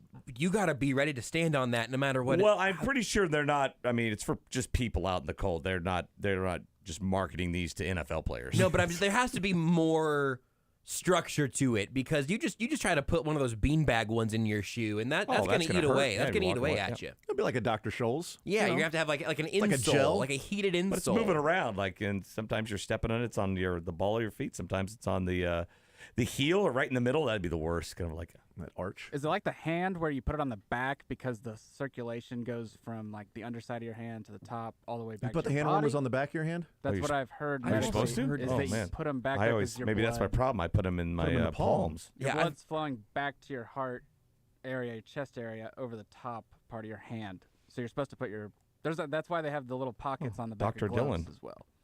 Whoa! What? Yes. I didn't know that. Oh, on the back blower. of gloves? Yeah. Oh, that makes sense. Is that what your glove has a pocket on it? We went through this when Mick got these new gloves. It was like, it's kind of weird that your gloves have a pocket on the back in case you want to put your weed pen in I remember I tried to put my keys in there. Yeah. In case you want to put your weed. That was the only thing we could come up with. Yeah. Josh, anyway. Yeah, I just was filling in what we I would sat like here, a little pocket to use. We brainstormed for an hour. No bad ideas. No bad weed pen. What else? Do you not have? You didn't bring bag of weed. It's too warm out today, so he didn't even need to bring them my in. truck, yeah. Yeah. Vape pen. That's right. No bad ideas, guys. Anything. There's no bad. Listen, man. I kind of hate gloves, right? Because you're always having to take them on and off, and even the ones that are built for phones don't work great. They don't really work. I just bought 2 new different pairs. I'm trying to find the ideal glove for me. I don't hate feel like the I'm there yet. big. I mean, unless you're skiing, there's no reason I will never wear those. Yeah. Isotoner for you, Josh. I like a little. I don't know what that is. That mittens supposedly are better in the cold. I like a fingerless glove if I can get away with it. But if you're out if you're shoveling, it does nothing. Driving, if I can keep my natural fingertips, for the touch screen, I think that might be the way to go. Driving a Trans Am there with your fingerless gloves. Motorcycle. So an REO Speedwagon shirt. So it's open back leather gloves. It's the opposite. So the blood is flowing to your fingertips over the top of your hand. So that's where you need the. Yes. Okay. And at some point, it's got to go back eventually. So I think you still get to claim that you were right twice. Well, what if I turn my hands up like palms to the sky? Does it still go that way? I don't know that your veins would move. Then your blood just stops pumping. Yeah. I wouldn't do that. Listen, if you're really cold, do the Macarena, and it will totally the whole thing. Your whole body is going to be. It's odd they kept playing the Macarena there in Arrowhead the whole time. Swag surfing, Macarena. Still your hands. Play that hand slap game that my daughter always wants to play with me. Good. I can't feel my hands. Did you get me? I don't know. I can't tell. Did I get you? I don't know. Let's go to the replay. Nope, it looked like the hand grazed. I saw your hand move, but I couldn't feel it. The reason I think it was this game is because Travis said it's the first time he's ever left the middle of the huddle and had to go back and get hand and feet warmers. Like he actually thought about it in the middle of it. I got to warm up right now, as opposed to other games where it's like, it's 10 degrees. I'll be fine. I mean, the feels like temperature is going to be around 10 degrees on Sunday night in Buffalo, which is roughly 40 degrees warmer than what was. It feels like negative 50. No, negative 30. It's going to be 10 over. 10 over, okay. Yeah, gotcha, 10 over. That's I know I say 10 and you just think negative 10 based Yeah. on so it's going to be like that. Like I think the kickoff is like 22 degrees It's with a feels like a 10. 25. I saw the high for the day, so yeah. Yeah. So all things considered, that'll just be a regular cold football game. it's perfectly fine. Perfectly fine. It's not like they're playing in Detroit or something. We'll take a timeout. We'll come back, continue rolling, and hear from Travis Kelce on Rashee Rice, hear from Trey Smith, and hear from Todd Bowles on weatherized environments and trying to condition your body to those. More Zone next.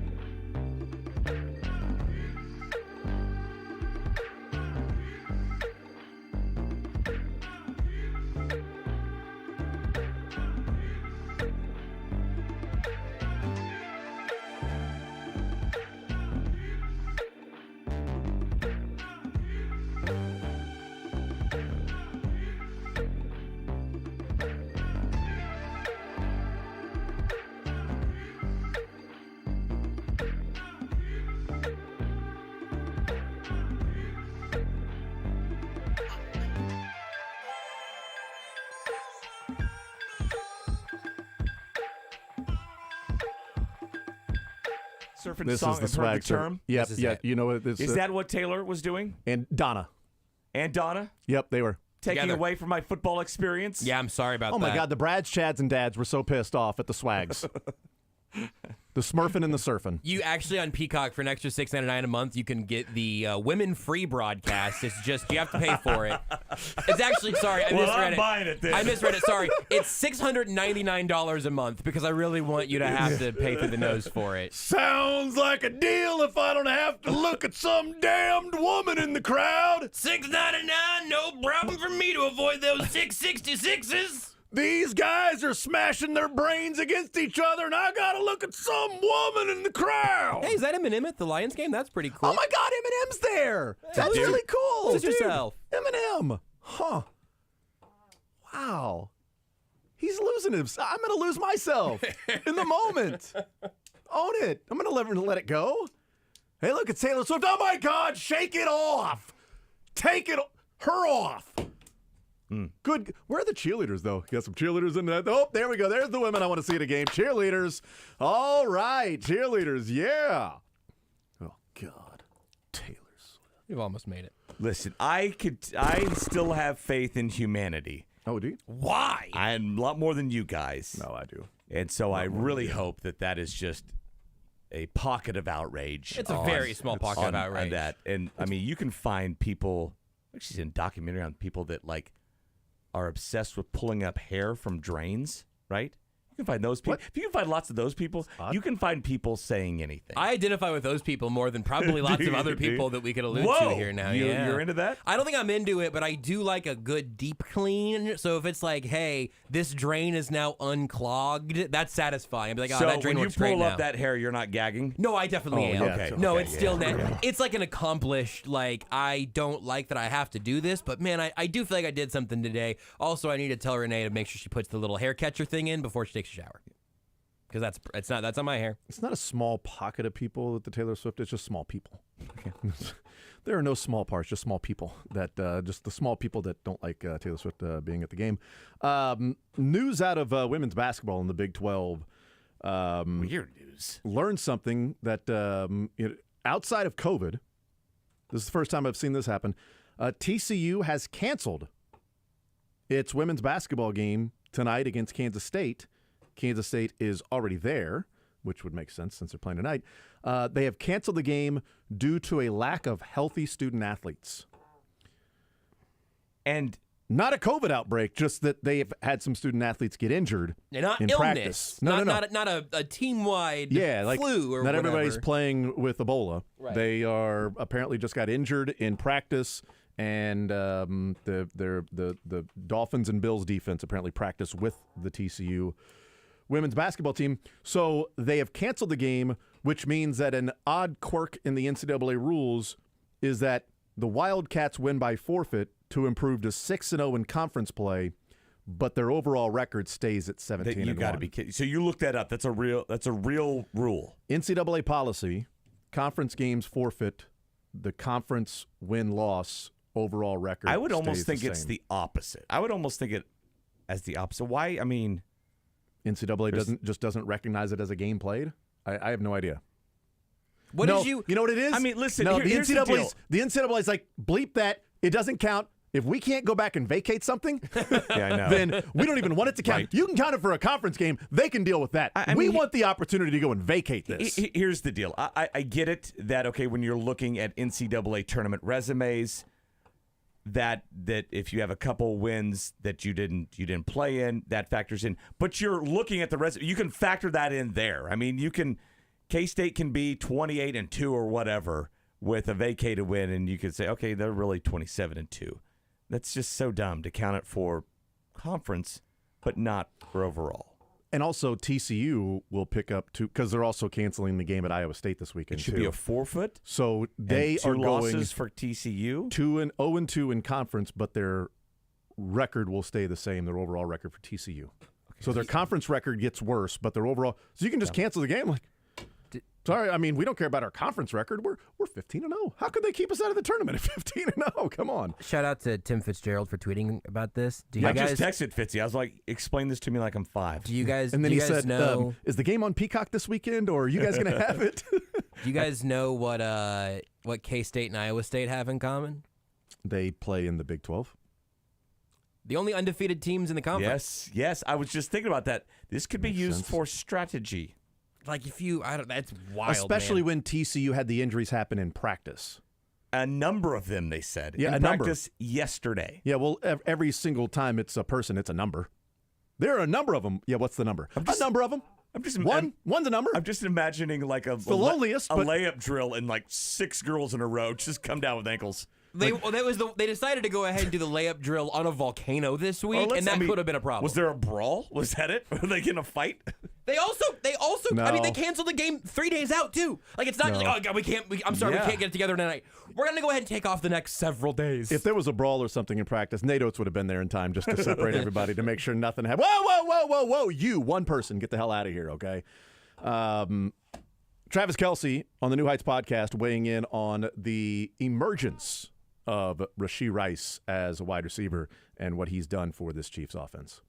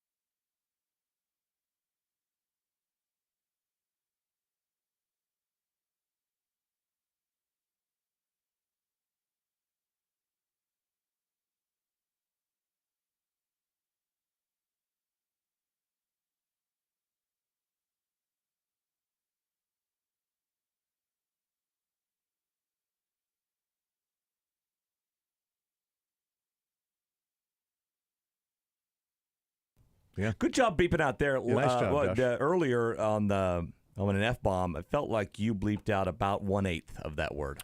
Which one? The bleeped one? The bleeped one that begins 7 letters. Oh, about the cold We got weather? F. Yeah. Did that make? Did we have an upsee? Farting?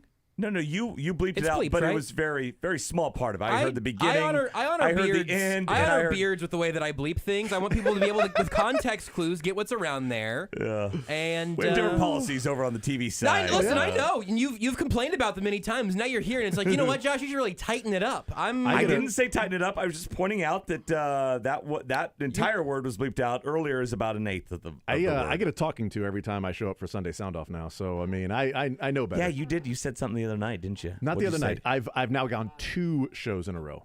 What'd in a you row. say, though? One time I said damn, and the other time I said ass. Yeah, we're like, this is an HBO, okay?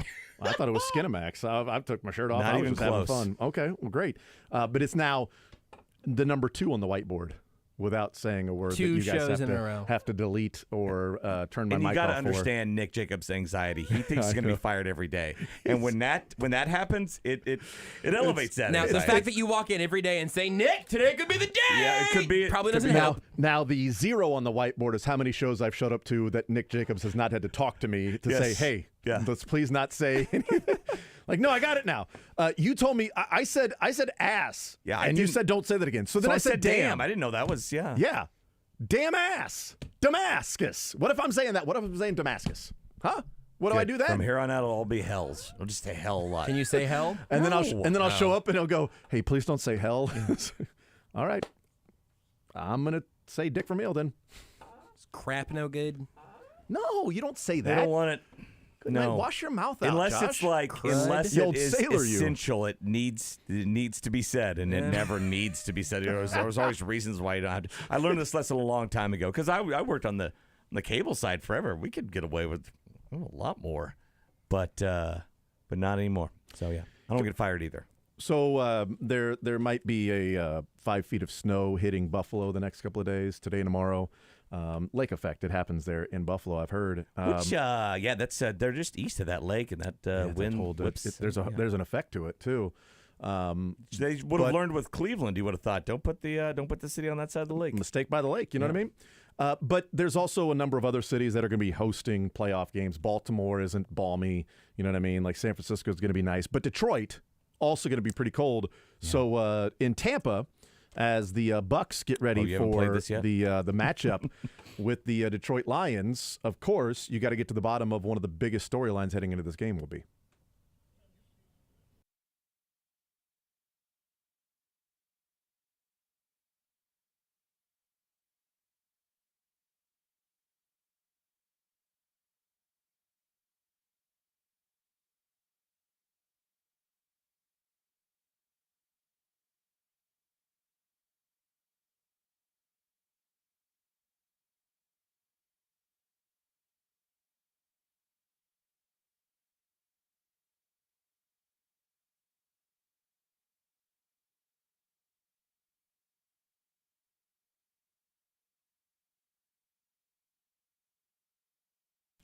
What if they did have him stand in a cryogenic chamber for like 20 seconds? Yeah, you got to be ready for every part. All right, out, go. You win. It's so cold. Now out. All right, we're getting acclimated to getting off the bus into the hotel and getting off the bus and walking into I'm willing to bet they don't even have that long. They're busing into the Ford Field. They're going down to the tunnels there. Right. And I bet that the hotel they're staying at, it's all enclosed, right? He actually did answer it. No. Yeah, he should have 20 seconds. He should have just said, "Yeah, we're playing indoors," and just move on. I wish the person in the back that coughed would have been indoors. Playing indoors. Down stadium. Woo, sorry about that. Yo, go ahead. Did I interrupt your question? Sorry. Go ahead. Like her photographer back there, like, wait to save her. Shut up.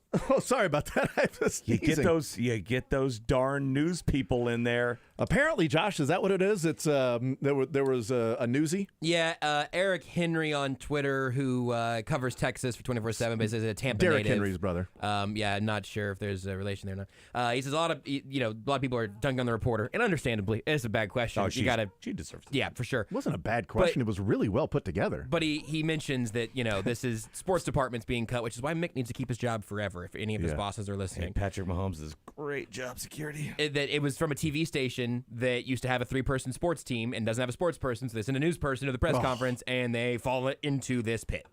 That's what Eric Henry tweeted out. I'll tell you what, you take away. Jason, it really goes to show the importance of sports people, is what I think. Yeah, of course. I mean, we've said that for a long time.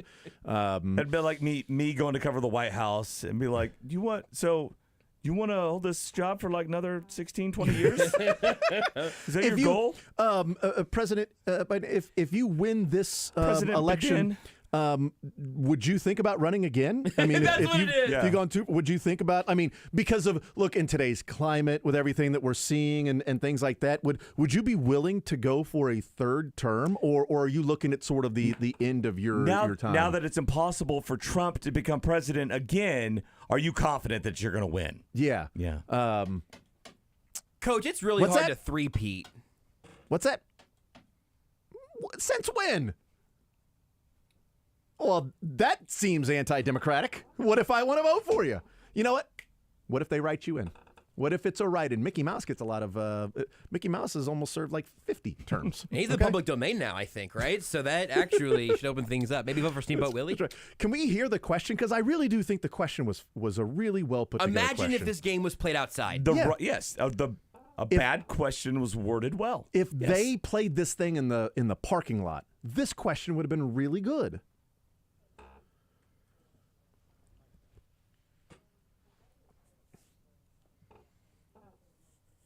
True. Prepared teams.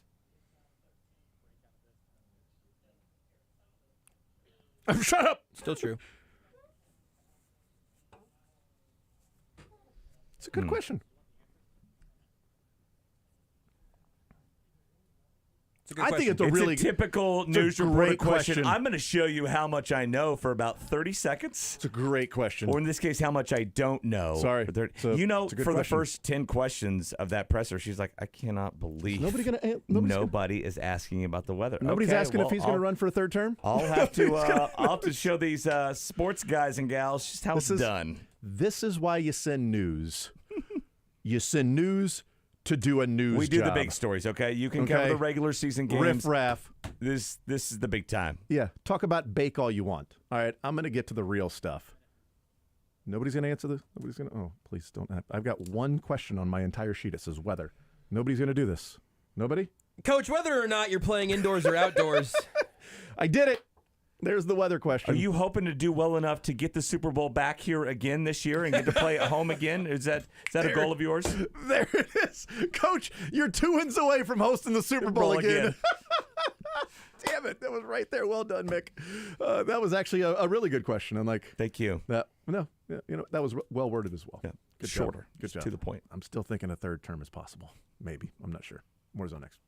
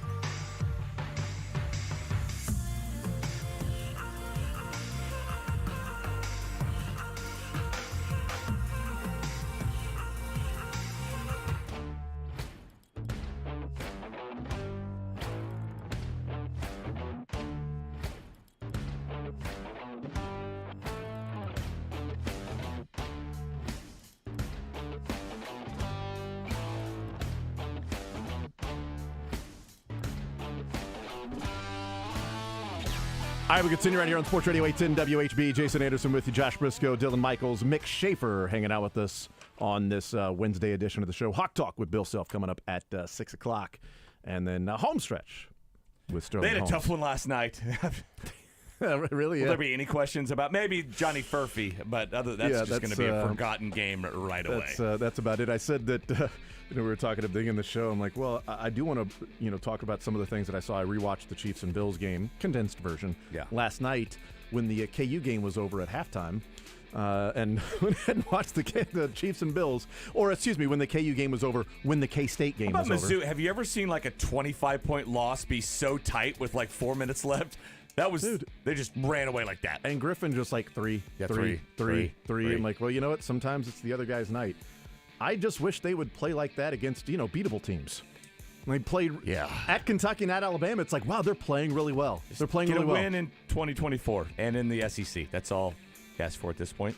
Well, the only way they can get a win is in the SEC at this point because it ain't happening in the NIT They're or not going to play any other conferences the rest of the year. No. Mick, appreciate it. Hey, man. I appreciate being appreciated. Nailed it, dude. Yep.